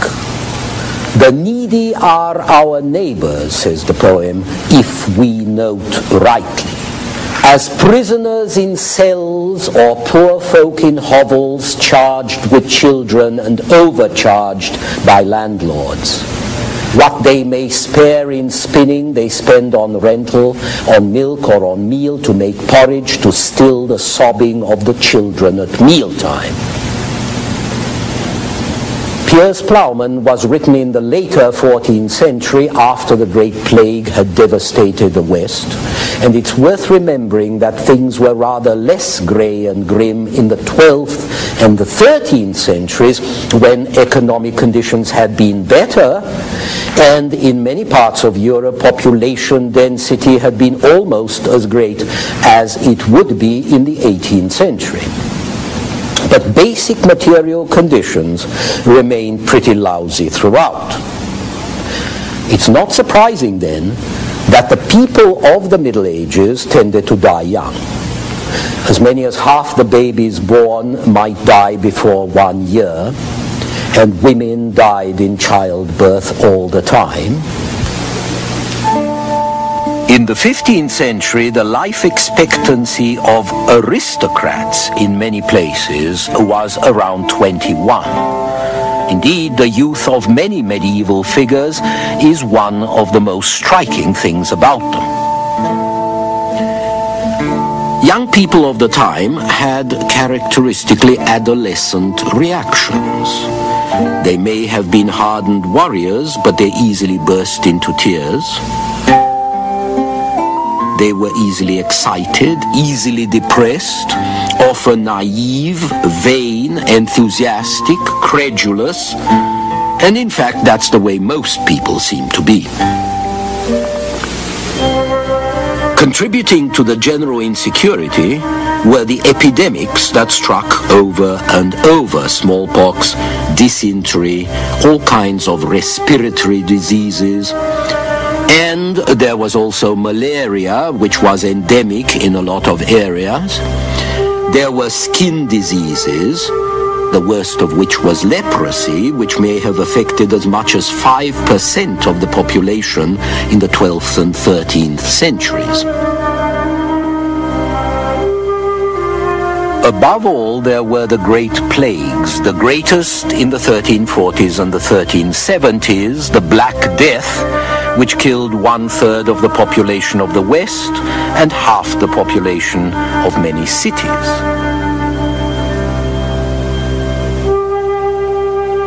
If you add to these horrors the commonplace violence of everyday life, you get people who were generally rough and rude and anxious, living a perpetually precarious existence.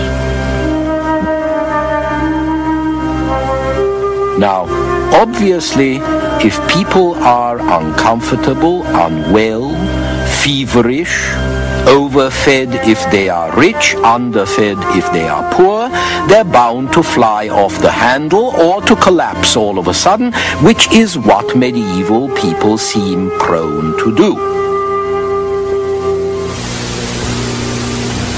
They were also extraordinarily sensitive to the supernatural, which may have had something to do with their frazzled nerves.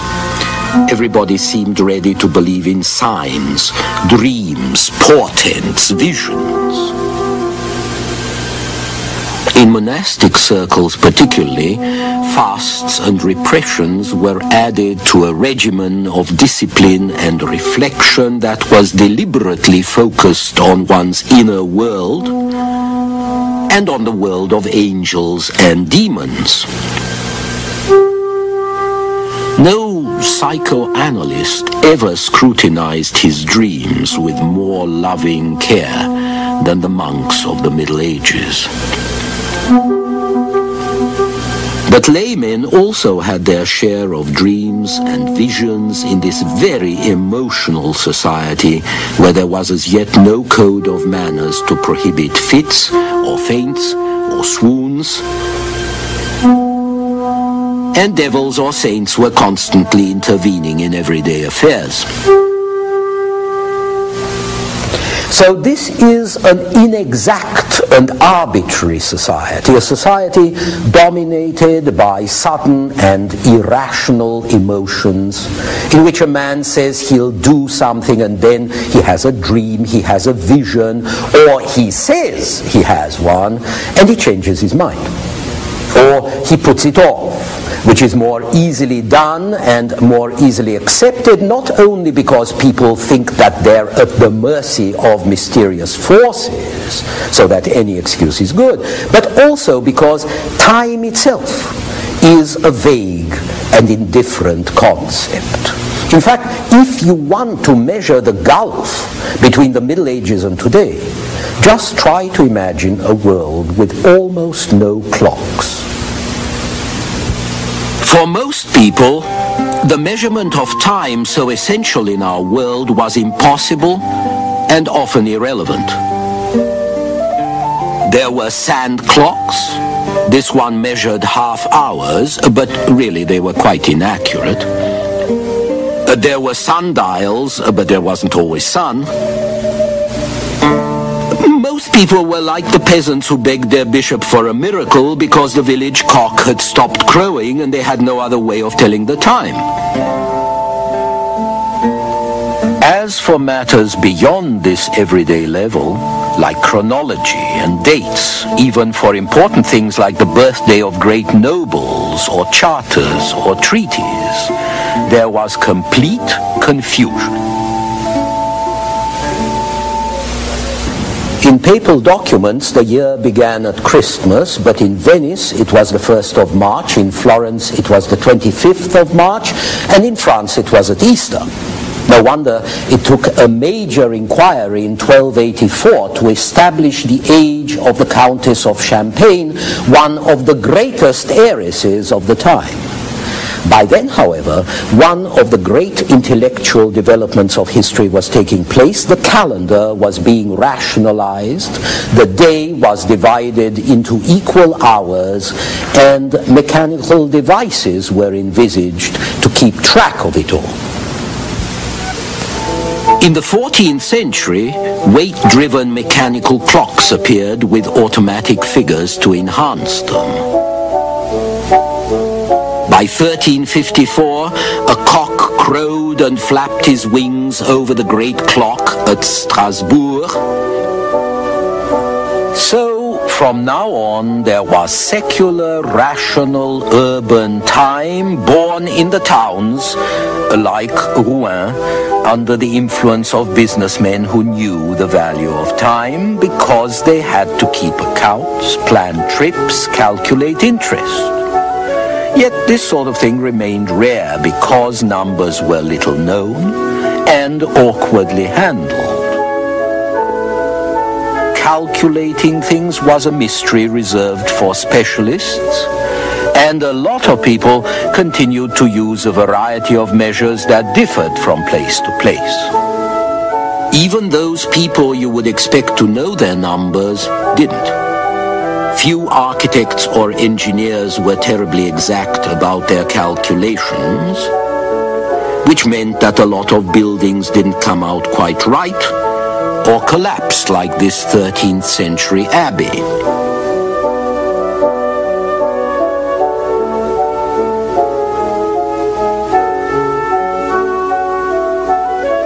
And it also meant that budgets, tax rolls, financial plans were based on misinformation and self-delusion.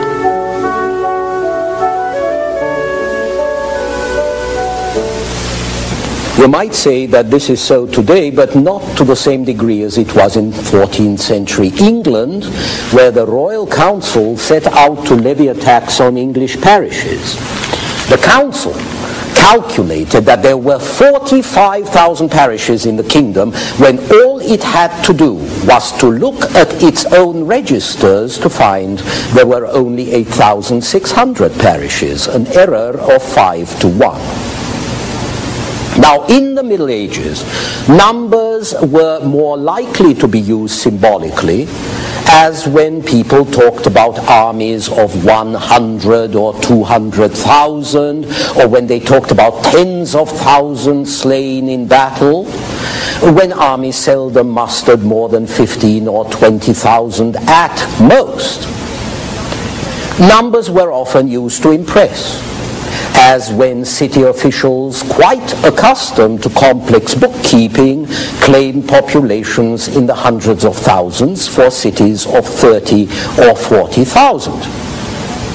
In fact, the whole idea of exactness, with its respect for figures, was foreign to the medieval mind, which may have been just as well, since this was a very approximate world in which the best way to survive was to live from day to day.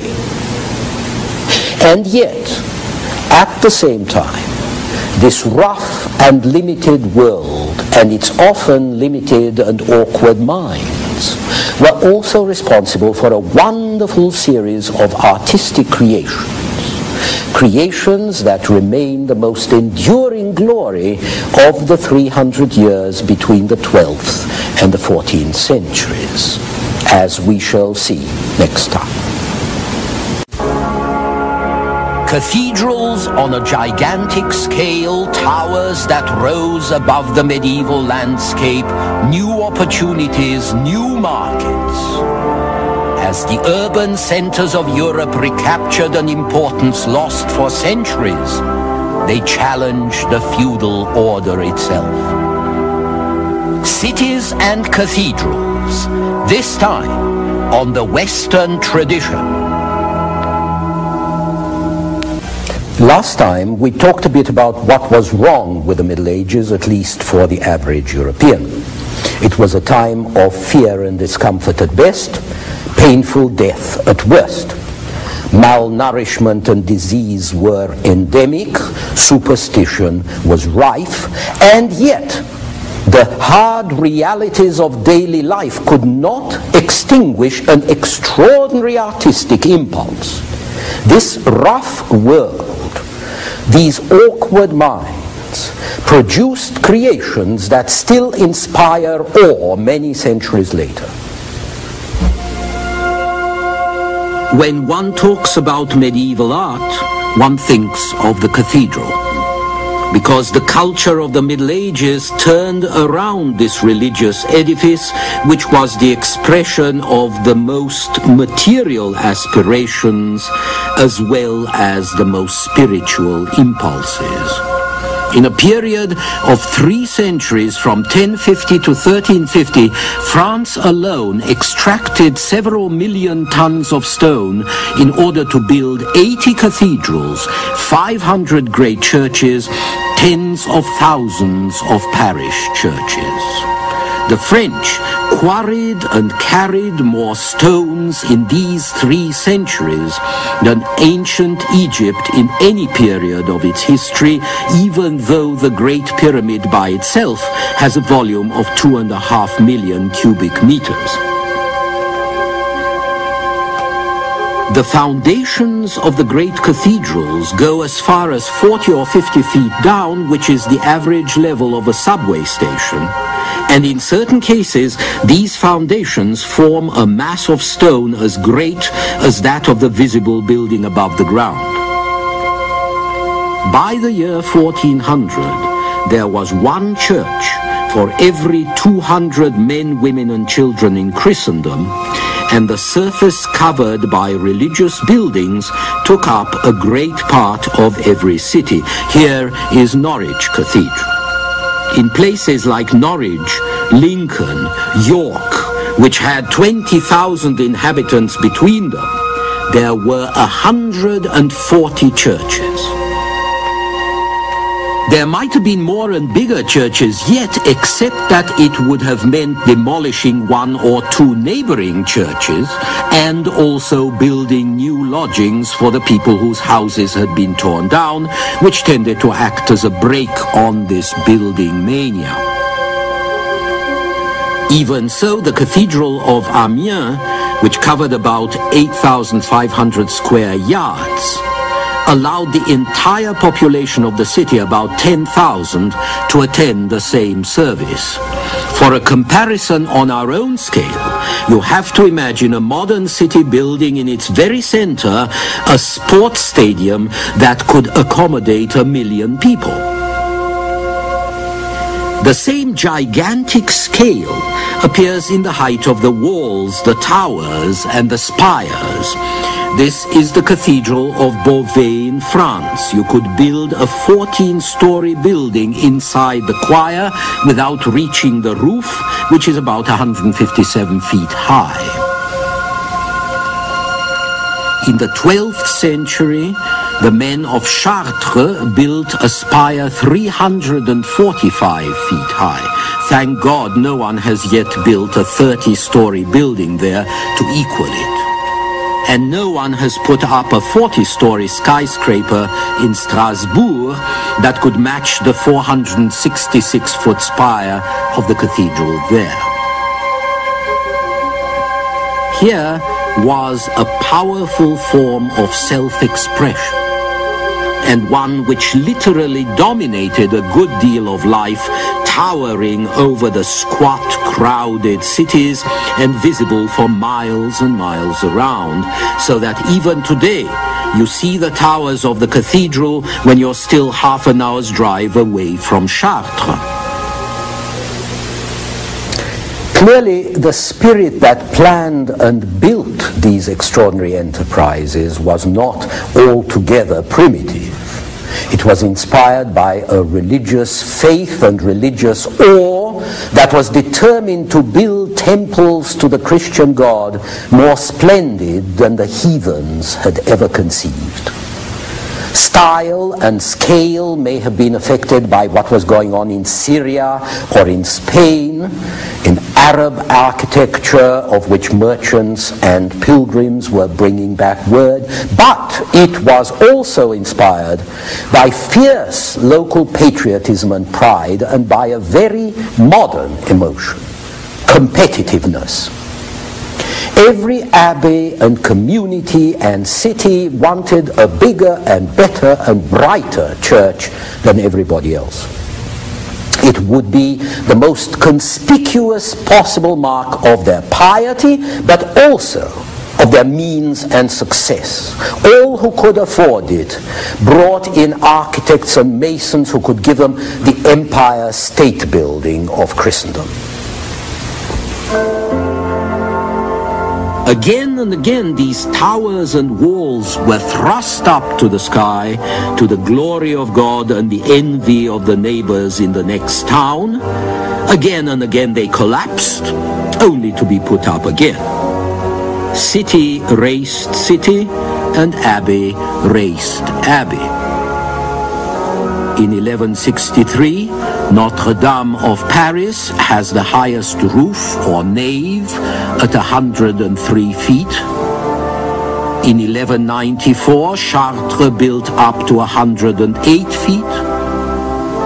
In 1212, Reims reached 113 feet. And 9 years later, Amiens bested that with 128. Finally, in 1225, Beauvais topped them all with 157 feet, only to have the whole thing crash down half a century later. Fortunately, by then, the architect was dead. Think how the builders of the cathedral tower at Pisa must have felt as it went askew before they could know that it would become a tourist attraction. Think also of the amount of capital in labor and resources that went into these structures. Scholars have argued that cities like Beauvais, which was very prosperous in the 13th century, declined thereafter in part because of such gargantuan endeavors, while the rich Italian cities built cathedrals far more modest relatively than those up in the north and invested their wealth more profitably. So this is another side of medieval character, the wild sprees of enterprise and rivalry that remind us of 19th century America, when confidence and drive and the desire to show off were tearing things down and building others up. At the same time, these creations were going to serve as a language, a form of expression for the highest kinds of religious sensibility, of civic pride, of personal creativity in an era when Western man was still very much tongue-tied.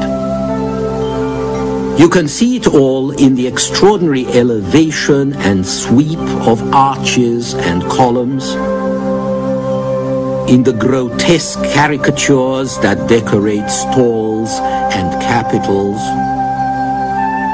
in the impressive sculptures and murals that illustrate familiar stories from the Bible, like this flight to Egypt,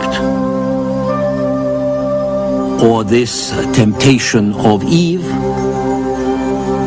and in the blending of sacred and profane that you find in the naive advertising of stained glass windows which all the local trades guilds sponsored. We might even see medieval art as a refuge for certain values that could not find expression anywhere else but in these privileged places.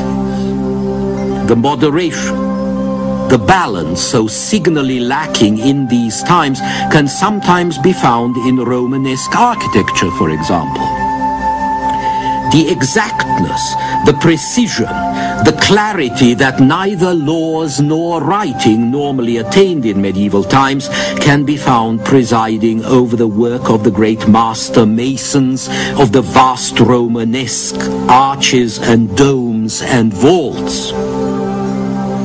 And the elevation, the grace, the purity so often lacking in the ordinary life of that vulgar, brutal age are expressed in the soaring pinnacles and towers of the great Gothic cathedrals of the 12th and 13th centuries, when the Gothic arch managed to cope with extraordinary structural problems of tension and balance. And yet how the cathedrals rose is not nearly as important as where they rose. In the towns. The revival of town life was the Middle Ages' great contribution to our civilization. When you look at a medieval townscape, you see the cathedral, but you also see other soaring structures that compete with it.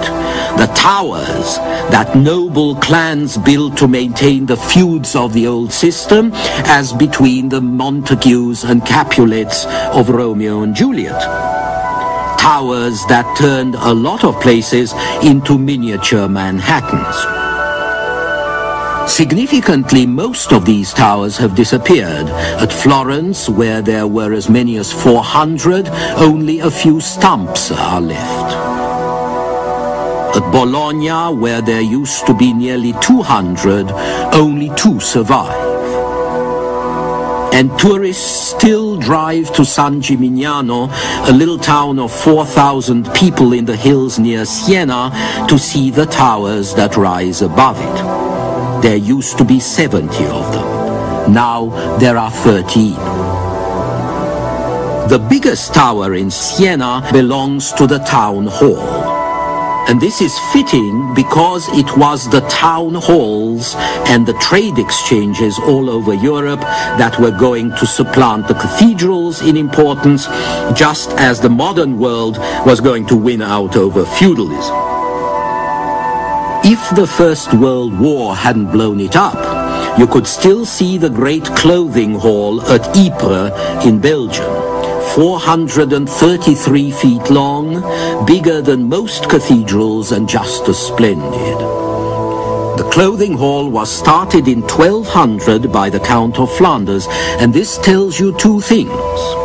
One, that some lords knew where their interests lay, and two, that the greatest profits from now on would come less from robbery and violence and more from trade, especially from the textile trade on which the prosperity of many cities was founded in England, Flanders, the Low Countries, Italy and France. Trade in the Middle Ages meant exchange, exchanging one product or commodity for another, and it involved a great deal of travel. In late 12th and early 13th centuries, the fairs of Champagne in northeast France became the main European exchange centers because the counts of Champagne had the good sense to improve roads, build market halls, set up special courts to enforce deals and contracts made at the fairs, and to keep the peace, at least as long as the fairs lasted a week or two, 6 times a year. There were lots of things to ship and exchange, from wine to slaves, from spices to the pickled herring that made the fortunes of the Baltic and of Dutch North Sea ports. At Danzig, for example, corn and timber coming down the Vistula River on the way to England or the Low Countries was transferred from barges to seagoing ships. At Lübeck, it was transferred back to land transport to go as far as Hamburg on the Elbe and then back to ships again. But the greater centers developed at the two ends of the most obvious trade route in Europe, in Flanders around Ghent and Bruges, where English wool was shipped to the continent and turned into cloth, and in Italy, centrally located for the Mediterranean trade. When we talk about the revival of trade and cities, we've got to keep a sense of proportion. By modern standards, everything was on a very small scale. There wouldn't be a European city to match Constantinople until the 18th century.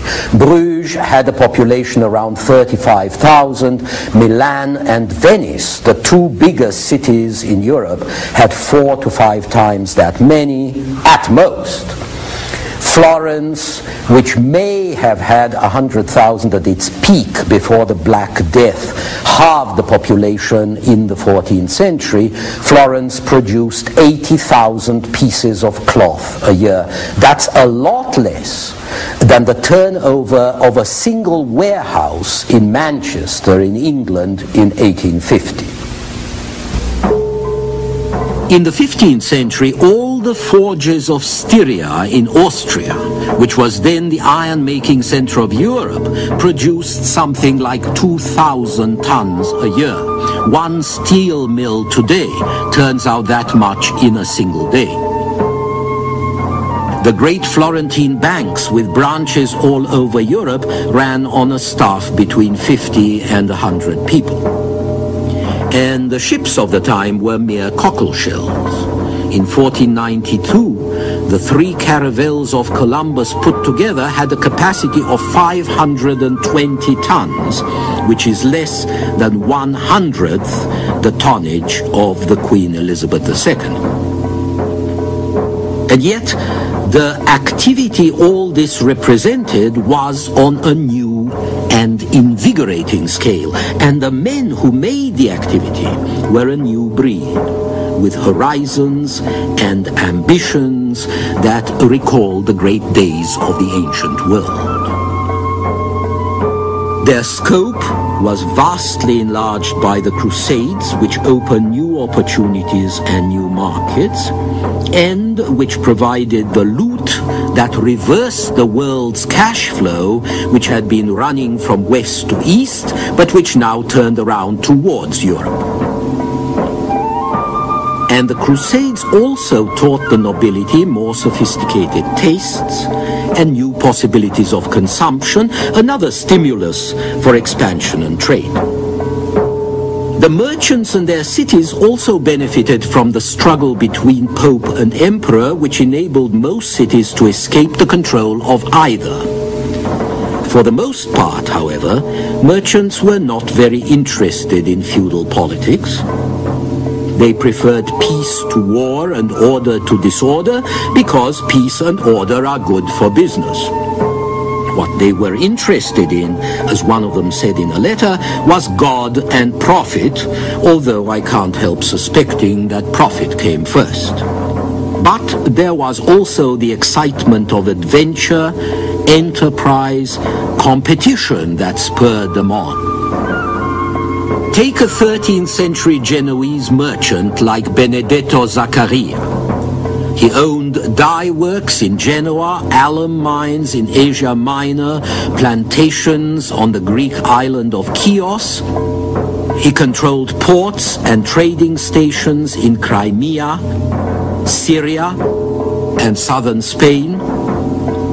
He traded in spices and cutlery, which meant knives, since the fork only appeared at the end of the Middle Ages and then only for the very sophisticated.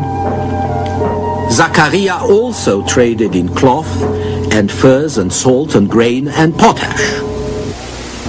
It was men like Zaccaria who developed new business methods, techniques for raising capital and shifting it around, bills of exchange which were written orders directing that a specified sum be paid to a specified person and which could themselves be exchanged to a third or a fourth or a fifth party.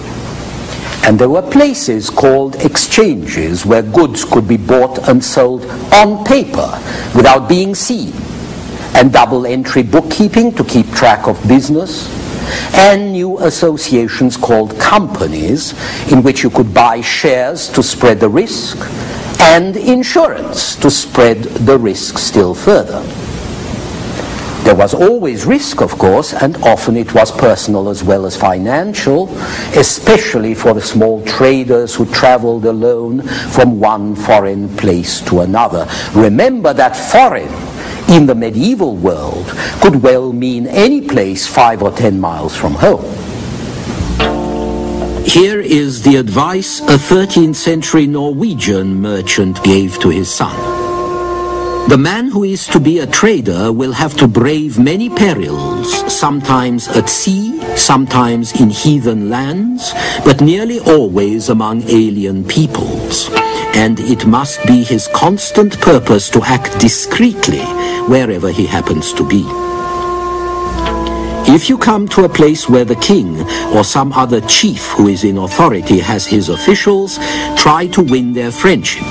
And if they demand any necessary fees on the ruler's behalf, be prompt to render all such payments, lest by holding too tightly to little things, you lose the greater. Also, put a good price on your wares, though not too high, and yet very near what you see can be obtained. Then you cannot be called a foister. So now, while these merchants were helping to change the economic structure of Europe, they were also beginning to change the social structure. The word company, for example, which comes from the old practice of breaking bread together, had an aristocratic connotation. Alexander the Great had companions. So had Charlemagne. When the word was adapted to business ends, it suggested the new men's aspiration to nobility. And some of them lived like princes and exercised great power, like Jacques Coeur, who was the financier and advisor of the French king in the middle 1400s, and whose palace in Bourges remains a monument of Gothic art. These were the people who invented modern banking, which was named after the banchi, the benches or stalls that merchants and money changers used in the marketplace.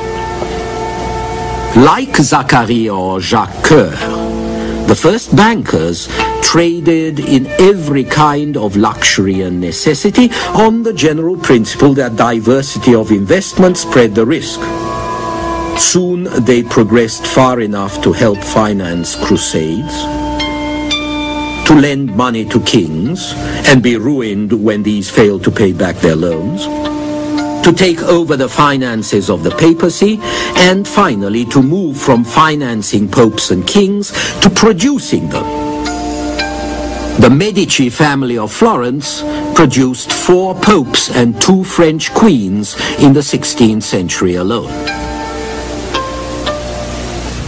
But families and individuals have risen in the world in all societies and in all ages. More important were the notions they embodied of investment in something else than salvation and the afterlife, of enterprise in something else than robbery and violence, of the importance of literacy and accuracy.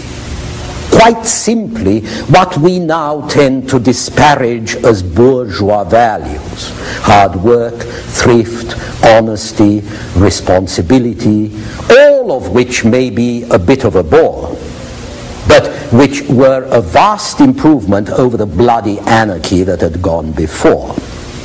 Next time we shall look at how these economic and political changes began to transform Europe in the late Middle Ages. Please join us then. It was a time of war and civil war, revolts in the towns, heresies within the church. A time full of bitter conflicts at home and abroad, when men began to take their fate into their own hands. The late Middle Ages, this time on the Western tradition. We are now in the 14th and 15th centuries, better known as the late Middle Ages. It's a time of change, of new economies, new powers, and the shaping of a new kind of state. On the other hand, it's also full of the same old horrors. Endless wars, grinding poverty, deadly plagues. You can call it a time of transition, but all times are times of transition. You can say it's increasingly dynamic, but you wouldn't want to live there. Peasants still accounted for 80 to 90% of the population, and they would continue to do so into the 19th century. Nobles and clergy were still rich and powerful, and they would continue to be so for a long time. But trade and the rise of the town had brought basic changes to Europe. Burghers, merchants, city folk in general had introduced the novelties of money, economy, capital, investments, the notions of time and profit and wage labor, and new social divisions and new social tensions came with them.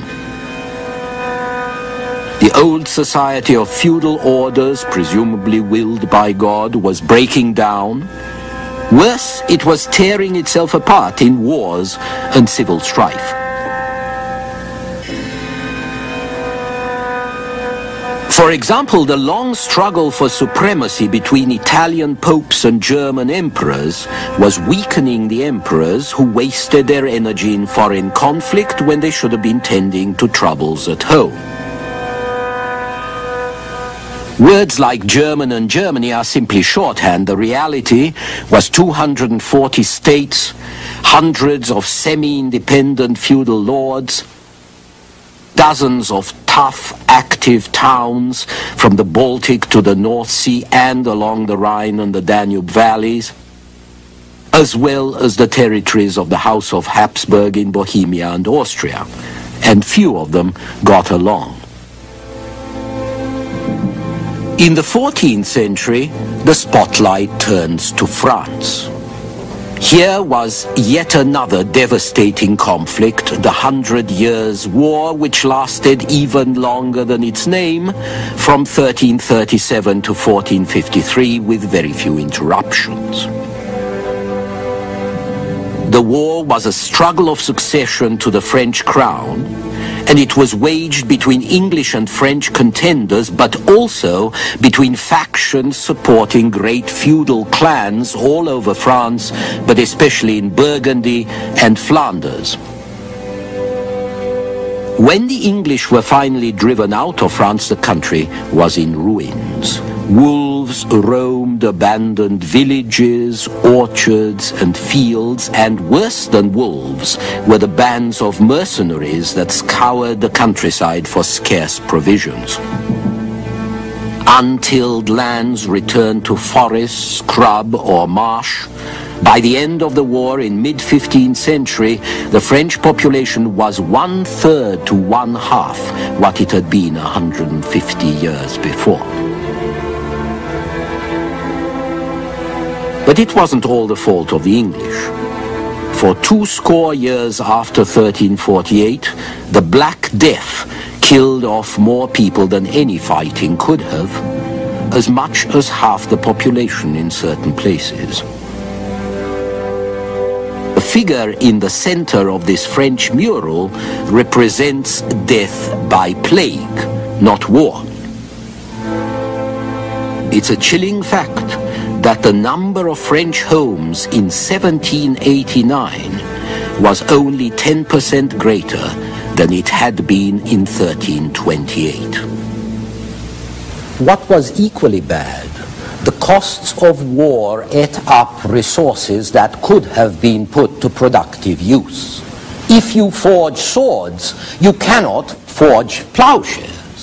If you build castles and fortifications, you can't build mills or bridges or roads or rebuild the ones that are being destroyed. And it's not just material goods that are being destroyed. As the fighting drags on, the feudal order itself begins to crack. Feudalism in the first place was about military service. But short-service feudal levies were not much use in an endless war. And so armies became more permanent and more professional. The more specialized the soldiers and their armament, and incidentally this is the time when artillery appears, the more money you need for them. The more the crown pressed to introduce taxes, which also strain the fabric of society, because they are not part of any feudal contract, which is about an exchange of goods and services.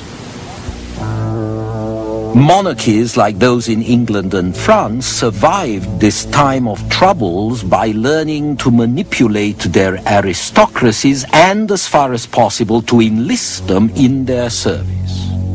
New taxes which only commoners paid, provided funding for royal patronage that attracted nobles and won them over to the interest of the crown. Of course, taxes also strained the economy further. In the midst of misery and conflict, the conspicuous consumption of the great grew ever more conspicuous. There were costly and vivid garments. There were women's hats so tall that in 1418 the doors of a royal castle in France had to be heightened to allow the queen and her ladies to pass, and this during the worst of the fighting. In spite of such folly, the French managed to drive out the English by 1453, except for one last English outpost at Calais. But this great victory for France was overshadowed that very year by an even greater defeat for the tail end of an empire, Byzantium. At dusk on May the 29th, 1453, the people of Constantinople made for the walls of the city, crying to the Virgin Mary for aid. Besieged for 50 days by 160,000 Turks, they didn't have enough men left to man the long walls and to mend the breaches made by 130 cannon and a fleet of 250 ships. 1 hour after midnight, the Turkish assault began. By noon of May the 30th, Byzantium was dead after more than 1,000 years. In the West, however, its fall had already been discounted. Europe had other fish to fry.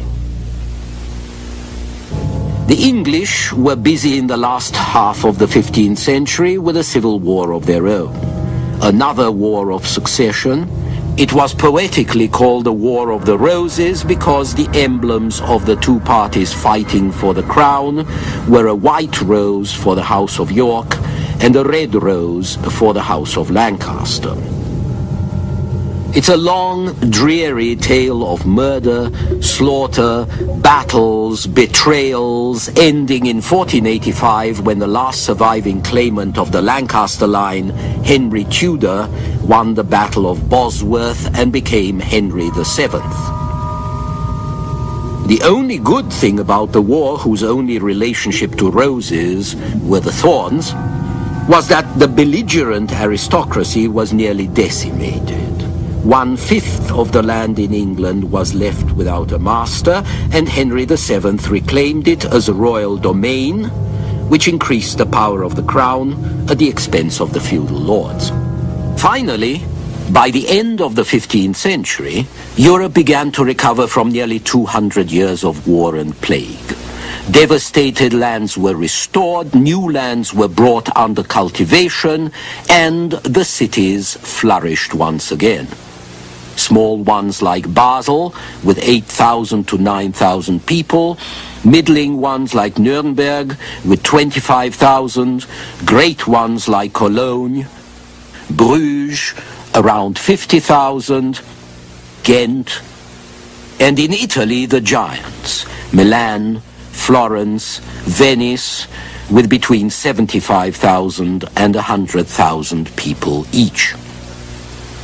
What the wars of the 14th and 15th centuries had started by killing off the nobility and strengthening the kings, these cities were going to continue. Because now a new dynamic social group made its appearance that was profoundly anti-feudal, the middle class. Towns and cities had declined as economy and security declined in the 14th century. In the 16th century, they make a comeback, and newly prosperous townsmen start to assert themselves. In Italy and Germany, where central government was weak or non-existent, they set up what become virtual city-states.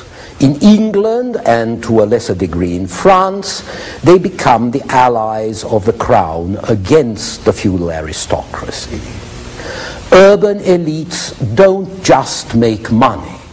They move into positions of power by going into royal administration, where they can manipulate patronage.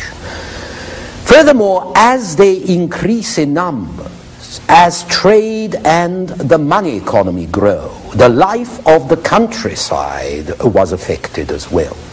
Urban demands for food and raw materials made it possible for country folk to farm for profit above mere subsistence. Rising prices and a more plentiful supply of money also gave the peasant the means to buy his freedom, or to commute his labor services for a money rent, or to take off for the cities where, as the saying went, city air makes free. Many things that happened in this period and beyond, including the Renaissance and the Reformation, were symptoms of the development of the urban middle class. It was in the 1300s and the 1400s that ordinary families were endowed with surnames which afforded them a new kind of personality. It was also in this period that more men of low birth began to win recognition and power. And the best example of this is the great Italian war leaders of the 14th and 15th centuries, the condottieri. This is Francesco Sforza, whose family ruled Milan. His father was a farmer. Sir John Hawkwood was the son of a tanner. He became Captain General of Florence. He married the daughter of a duke. Erasmo Gattamelata and Bartolomeo Colleoni were commoners who became generals of Venice. Statues of this sort had until then been reserved for Roman emperors, but now commoners could aspire to the honors of kings. Even more significant were the rich burghers who began competing with feudal lords for rank and title. This is Dick Whittington, who made a fortune and became Sir Richard Whittington, Lord Mayor of London. From that time on, knighthoods in England could be won in the counting house. And after 1500, by Tudor times, all the great ministers, like Thomas Cromwell, William Cecil, and their descendants sprang from the new middle classes, not from the feudal nobility. The point here is not that new men came to the fore, because new men are always coming to the fore, and every age is full of newly rich or newly noble people who bring in vulgarity and dynamism and good strong teeth and sharp elbows. The point is the way in which these new men came to the fore, the class they represented, and the values for which they stood. Because now, instead of making your fortune by the horse and the sword, you made it by gold and credit and trading enterprise. And it was no longer the knight who wandered the country, but increasingly the laborer, the apprentice in search of work, now that the feudal order had broken down. And with labor increasingly mobile, employers found the cheap hands with which the great capitalist fortunes of the 15th century were put together. Financial speculation also came into vogue. We read of a dealer in the 14th century who spread a false rumor of war in order to send down the price of wool. And there were endless complaints about engrossing, buying up a whole stock in order to get a monopoly. The respectable grocers of today are the descendants of those engrossers. Men also began to speculate in real estate, which hadn't been done since the fall of Rome, and to accumulate farms and to substitute large-scale farming for piecemeal agriculture. Where sheep farming was more profitable than food growing, they would put the land to grass, where acres and acres of grazing could be looked after by a few men and a dog. The tenants were then thrown off the land to increase the great and growing army of potential workers, soldiers, vagrants, and criminals. So, as the saying went, sheep ate men instead of the other way round. Or, more to the point, men ate each other more voraciously and more ruthlessly than they ever did before. In these processes, we can recognize both the appearance of something like a capitalist economy and the passing away of the Middle Ages. The important thing about this change was not whether it was for the better or for the worse, but that it was change, and that it brought into question an immemorial feudal order which people had not thought to question before. Evils that were accepted before were now resented, and resentments that were silent became vocal. In a world where personal fate was no longer graven in stone, the poor were now held responsible for their poverty. And the poor in turn held others responsible, and so Europe entered the age of social conflict. The 14th century especially was full of rebellions. Workers against employers, small business against big business, peasants against lords. everybody against taxes and tax collectors.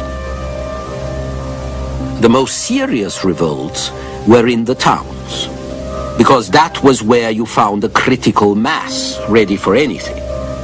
And it was also where social revolt acquired ideological overtones and turned into heresy against the established teachings of the medieval church.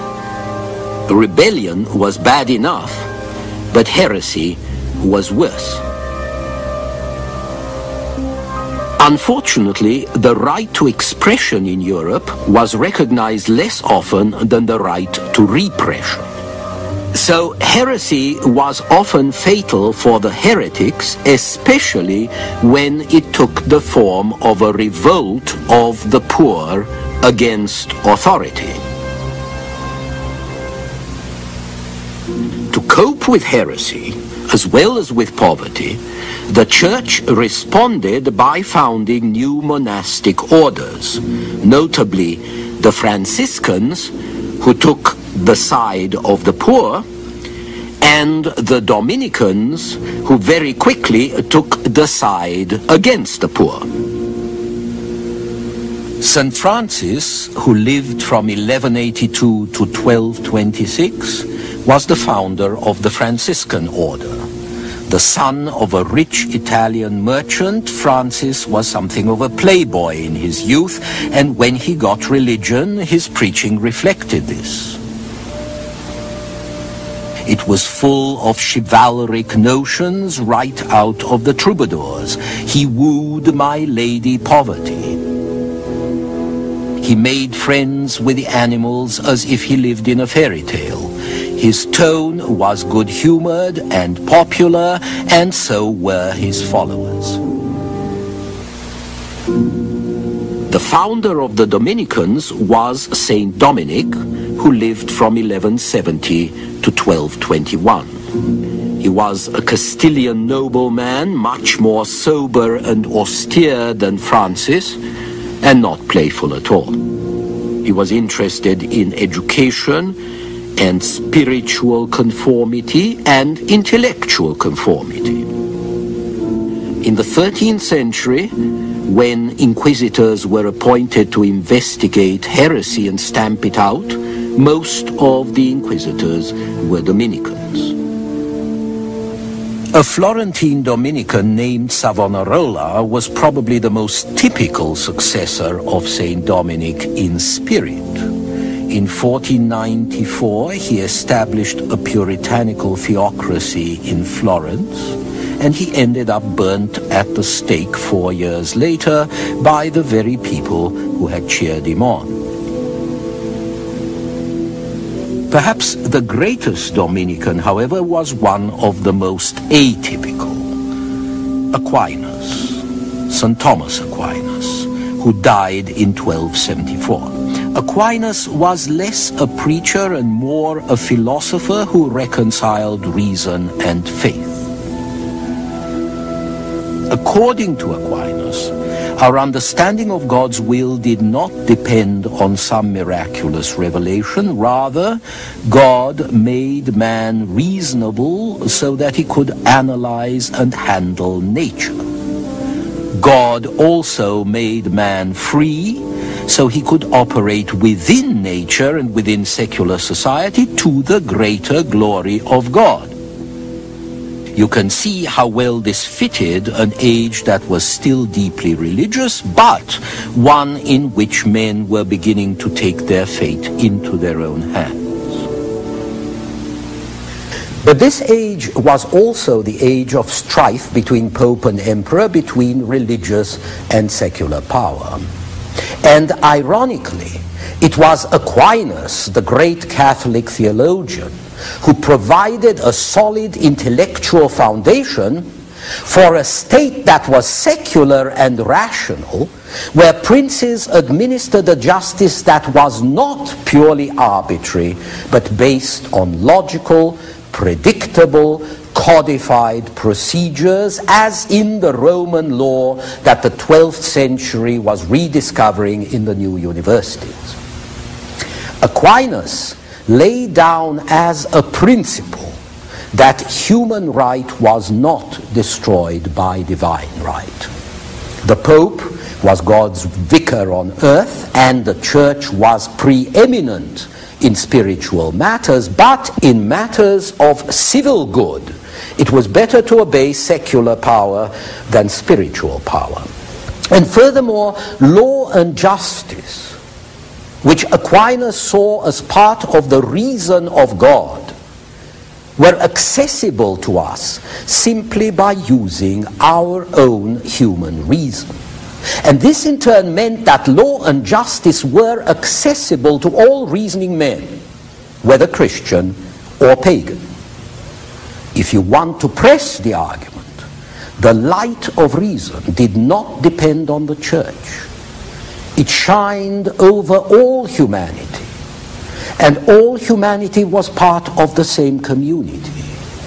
Now, today we tend to see this as a cliché, but this community of man was potentially a very subversive thought in an age of rigid social distinctions, as we shall see in our next program. Internal conflicts, foreign wars, helped to break down the feudal order. Terrified of anarchy and sick of it, people turned to new images of stability. The central authority of the crown, the organized state, and a new era of organized violence began. The national monarchies, this time on the Western tradition. Last time we ended with St. Thomas Aquinas, the great Catholic theologian of the 13th century, who argued that all men, Christian and pagan, basked in the light of God's reason and were all part of the same community. But a disciple of Aquinas, a Florentine, known by the name of Dante, was going to take this one step further. For Dante, who was profoundly Catholic, the ideal unity under God was not the Church, but humanity. And of this, the Roman Empire was the predestined servant and instrument. In Dante's eyes, the state had a providential mission toward the human race, a mission that was the same in the natural order as the mission of the Church was in the spiritual order. This exaltation of the state was almost unique in medieval literature, but it was significant because it looked forward to the Renaissance, to the national monarchies, and to the new humanist culture that would supplant the old order of the Middle Ages. Dante, who lived from 1265 to 1321, was a genius. He was a great poet whose greatest work was a long poem called The Divine Comedy. He was a great dreamer, profoundly affected both by Christian tradition and by the Latin classics. But he was also a typical Florentine bourgeois, deeply involved in local politics and profoundly hostile to the Pope. He spent much of his life as a political exile and as a critic of much that he saw around him. It's sometimes difficult to remember that the rise of the middle class, which Dante in this case represented, the rise of the middle class introduced a factor of great instability in a previously stable society.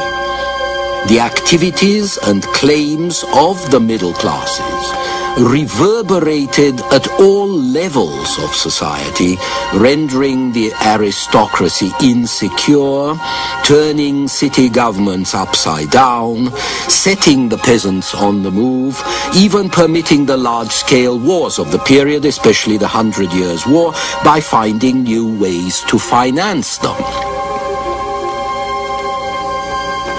By the 15th century, the old order was in a state of liquidation, and the problem was how to keep society afloat. every great medieval institution had gone under or was going under. Feudal chivalry was falling before archers and infantry. Feudal castles were falling to gunpowder and artillery. The massive monuments of the feudal age were crumbling. The Holy Roman Empire became a federation of German states with the emperor as its president. The popes exiled to their palace in Avignon functioned as echoes of the French king's will. And then when they returned to Rome, the papacy was torn by factions supporting rival popes. This great schism, as it was called, lasted another 40 years. From 1378 to 1417, as many as 3 popes at one time contended for the support and the contributions of the faithful, and the papacy lost much of its prestige. As industry and commerce grew, they undermined the social system which was based on landholding. The rising middle classes and the rising cities sapped the power of the feudal barons. Rent was being substituted for service, and the serfs were being emancipated so that the land could be sold for money, or so that their manpower could be used in other enterprises. And all of this broke down the old self-sufficient manorial system. Everywhere there was change, everywhere there was disorder, everywhere the old ways were being challenged or replaced by new ones, and this universal welter seemed to carry a menace of anarchy. That was what people were most afraid of. No clear social or moral order. Just a struggle for power with no holds barred. A situation in which, as Shakespeare describes it in Troilus and Cressida, there would be no justice and no right or wrong. Force would be right. Then everything includes itself in power, power into will, will into appetite, and appetite a universal wolf, so doubly seconded with will and power, must make perforce a universal prey and last eat up himself. It was because they were afraid of anarchy, and indeed had very good reason to be so. It was because of this that people turned to the central power which presented the very essence of order, the national monarchy.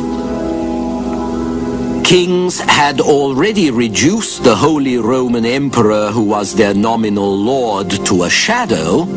Now they turned against the power of their nominal subordinates, the feudal lords. The struggle between the central authority of the crown and the disruptive, decentralized forces of feudalism was going to end at last in the crown's triumph. And the internal unity imposed by the king was then going to prepare the way for external expansion.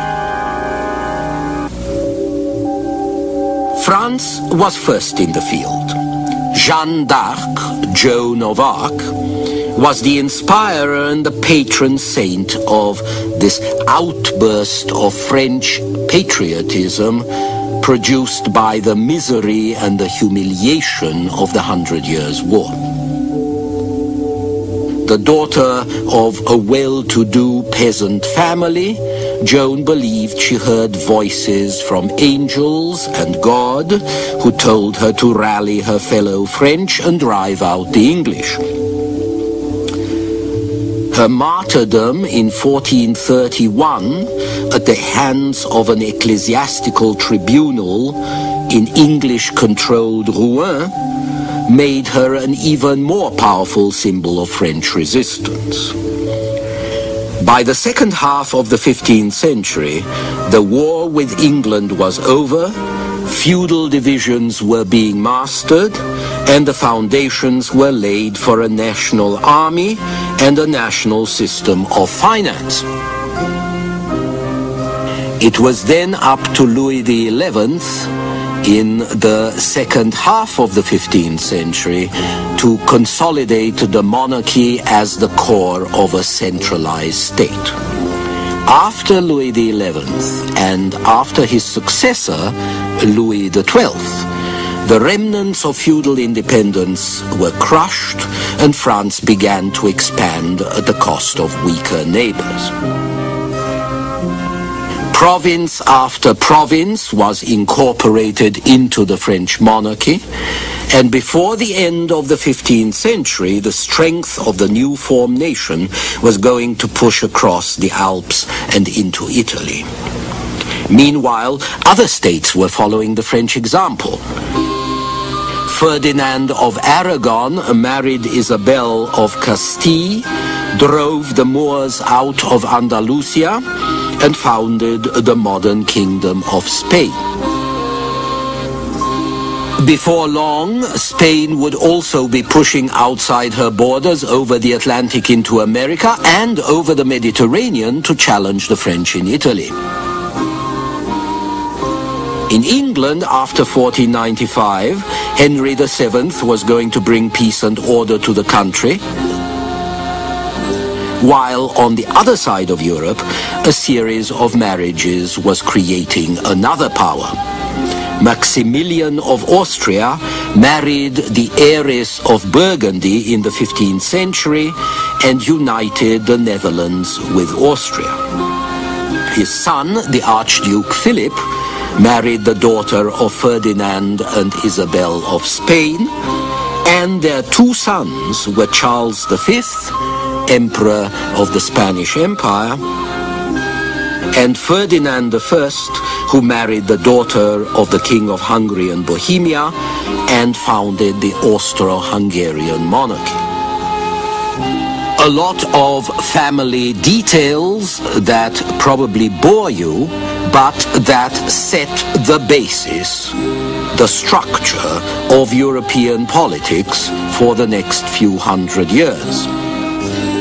And so, as the 15th century turned to the 16th, the political system of Europe was roughly sketched out, although the boundaries of the rival kingdoms were still undetermined, and there remained minor principalities and powers, especially in Germany and Italy, which offered an easy prey to their ambitious neighbors.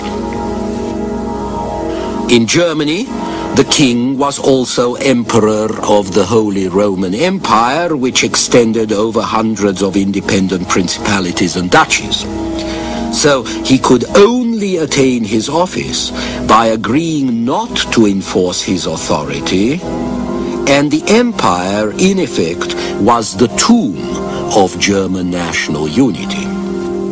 The unity of Italy, meanwhile, was prohibited not only by the rival ambitions of its cities and princes, but also by the position of the popes. This is Leo X, who became Pope in 1513. Leo and his successors could not tolerate a secular rival in the peninsula, and although the papacy was never strong enough or durable enough to unite Italy itself, it was always influential enough to keep anyone else from doing it, even if that meant calling in outsiders to help. And so Italy, like Germany, was ruled out of the national race and had to wait 300 years for the national consolidation which its rivals achieved by the 16th century. Now, this period was also a time of more contact between states as political and territorial definition grew. And this increased contact, in turn, led to the development of new political forms to handle it. Squatters isolated on a large plain have little need for organized communication. But when they stake out their claims right up to their neighbor's property, they see each other more often, they watch each other more closely, they tend to fight. And that's what happened with the national states. Before the era of national expansion, diplomatic relations had been rare and spasmodic, and ambassadors were only dispatched on special occasions. But during the 15th and the 16th centuries, ambassadors became regular and resident. These two French ambassadors were painted in 1533, and while the modern diplomatic system was growing out of the necessity of countries busy watching each other, modern international law was growing out of the need to adjust the increasing number of international disputes.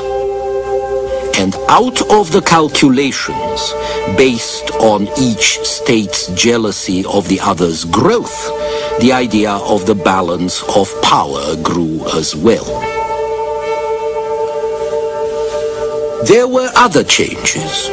As the area over which the monarch ruled increased, his authority within his own dominions also increased. This is Louis XII going off to assert his authority, actually not in France, but in Italy.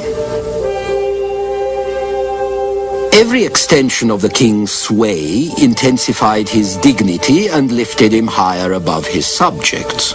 Local liberties and feudal rights which checked a Duke of Brittany or a King of Aragon were much less effective against a King of France, like Francis I, or a King of Spain, who had more soldiers, higher revenues, and better credit.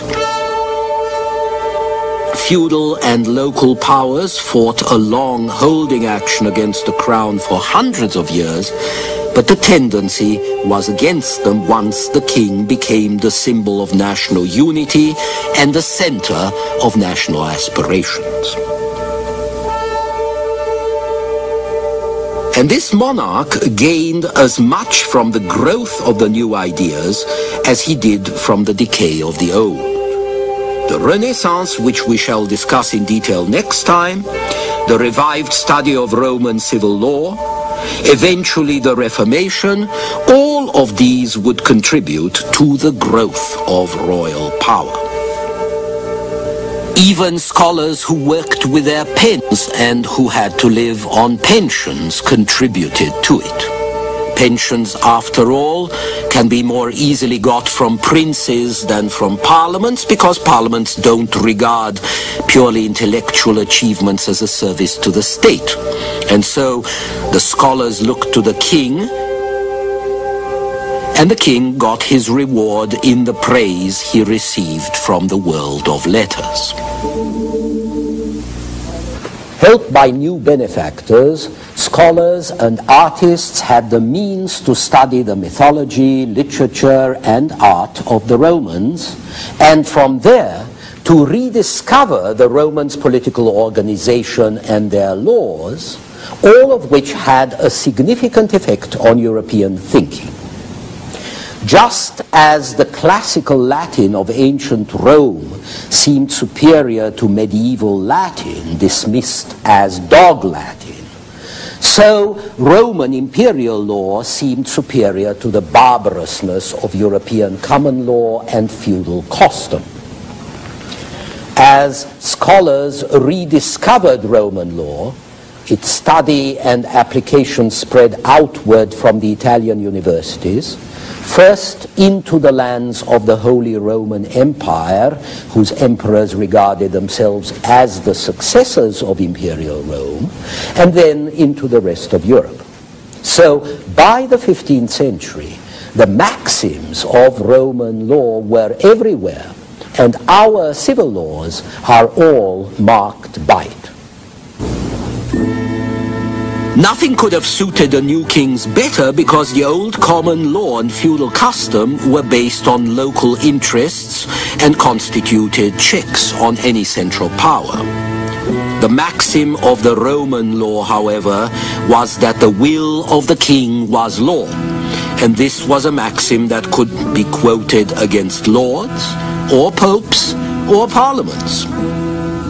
There was also the Roman tradition of deifying emperors, and by the 16th century, some European courtiers were almost inclined to pay similar honors to their kings.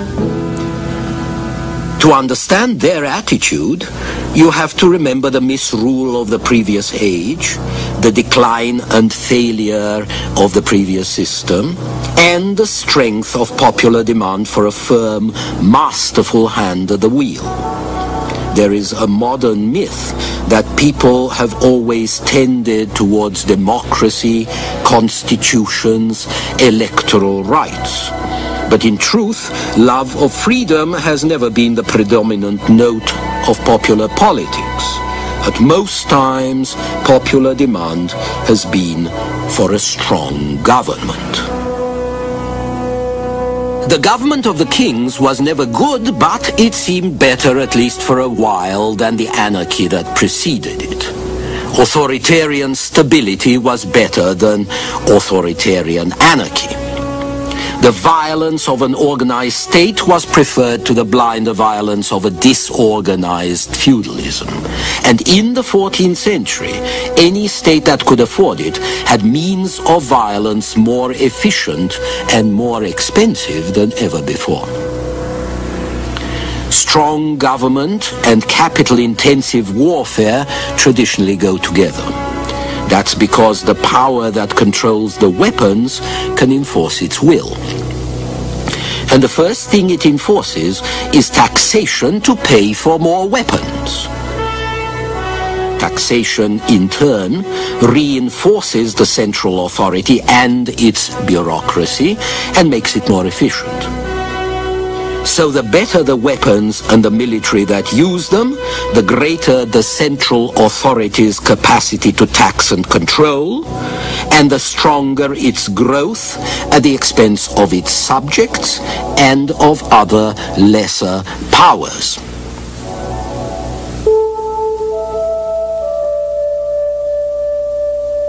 The 1300s and the 1400s saw the appearance of weapons that would affect history down to our own day: guns and gunpowder. Centuries before, the Byzantines had used Greek fire, fireballs that helped them beat off the Slavs and the Arabs. These fireballs were shot from catapults, but increasingly from tubes as well. So when the idea of guns with metal tubes reached Europe from India and China in the 13th century, there were European weapon makers who could copy them. Cannon and cannonballs made of iron or stone were useful against walls, ships, and troops in close formation. Turkish cannon battered down the walls of Constantinople in 1453. French cannon helped drive out the English at the end of the 100 Years' War.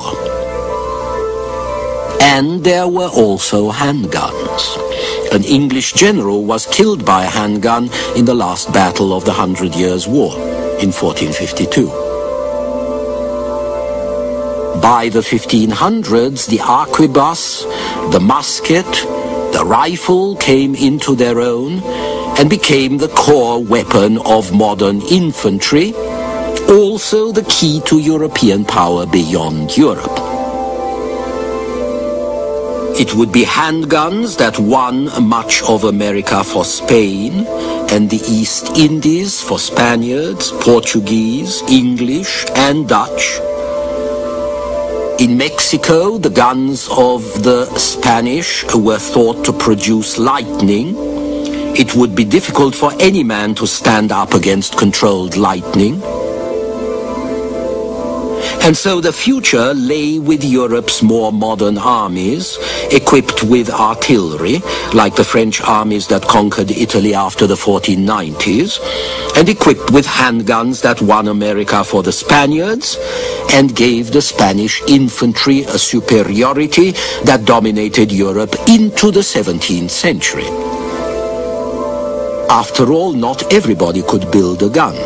You needed arsenals and expensive equipment. By the 16th century, Spain and other states were spending 2/3 of their revenue on weapons. Naturally, countries with plenty of iron ore and a superior metallurgy had a great advantage, and that meant Central Europe, France, and in due course the Swedes.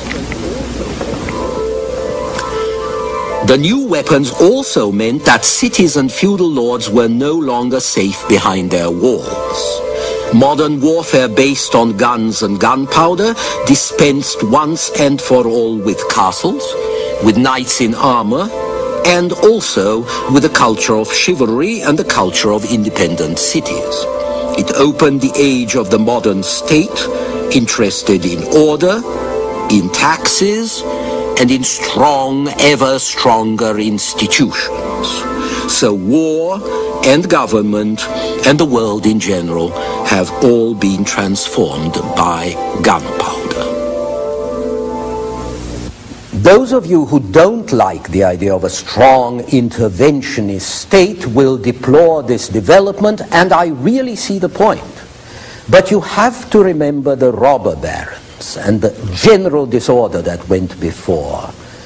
The days of Romeo and Juliet may seem romantic, but they were also days of gang warfare and terror and bloodshed. A lot of English and French and Italians were glad to see noble knights replaced by the king's peace, fragile as it was, and as it still is. Next time, the Renaissance. Until then.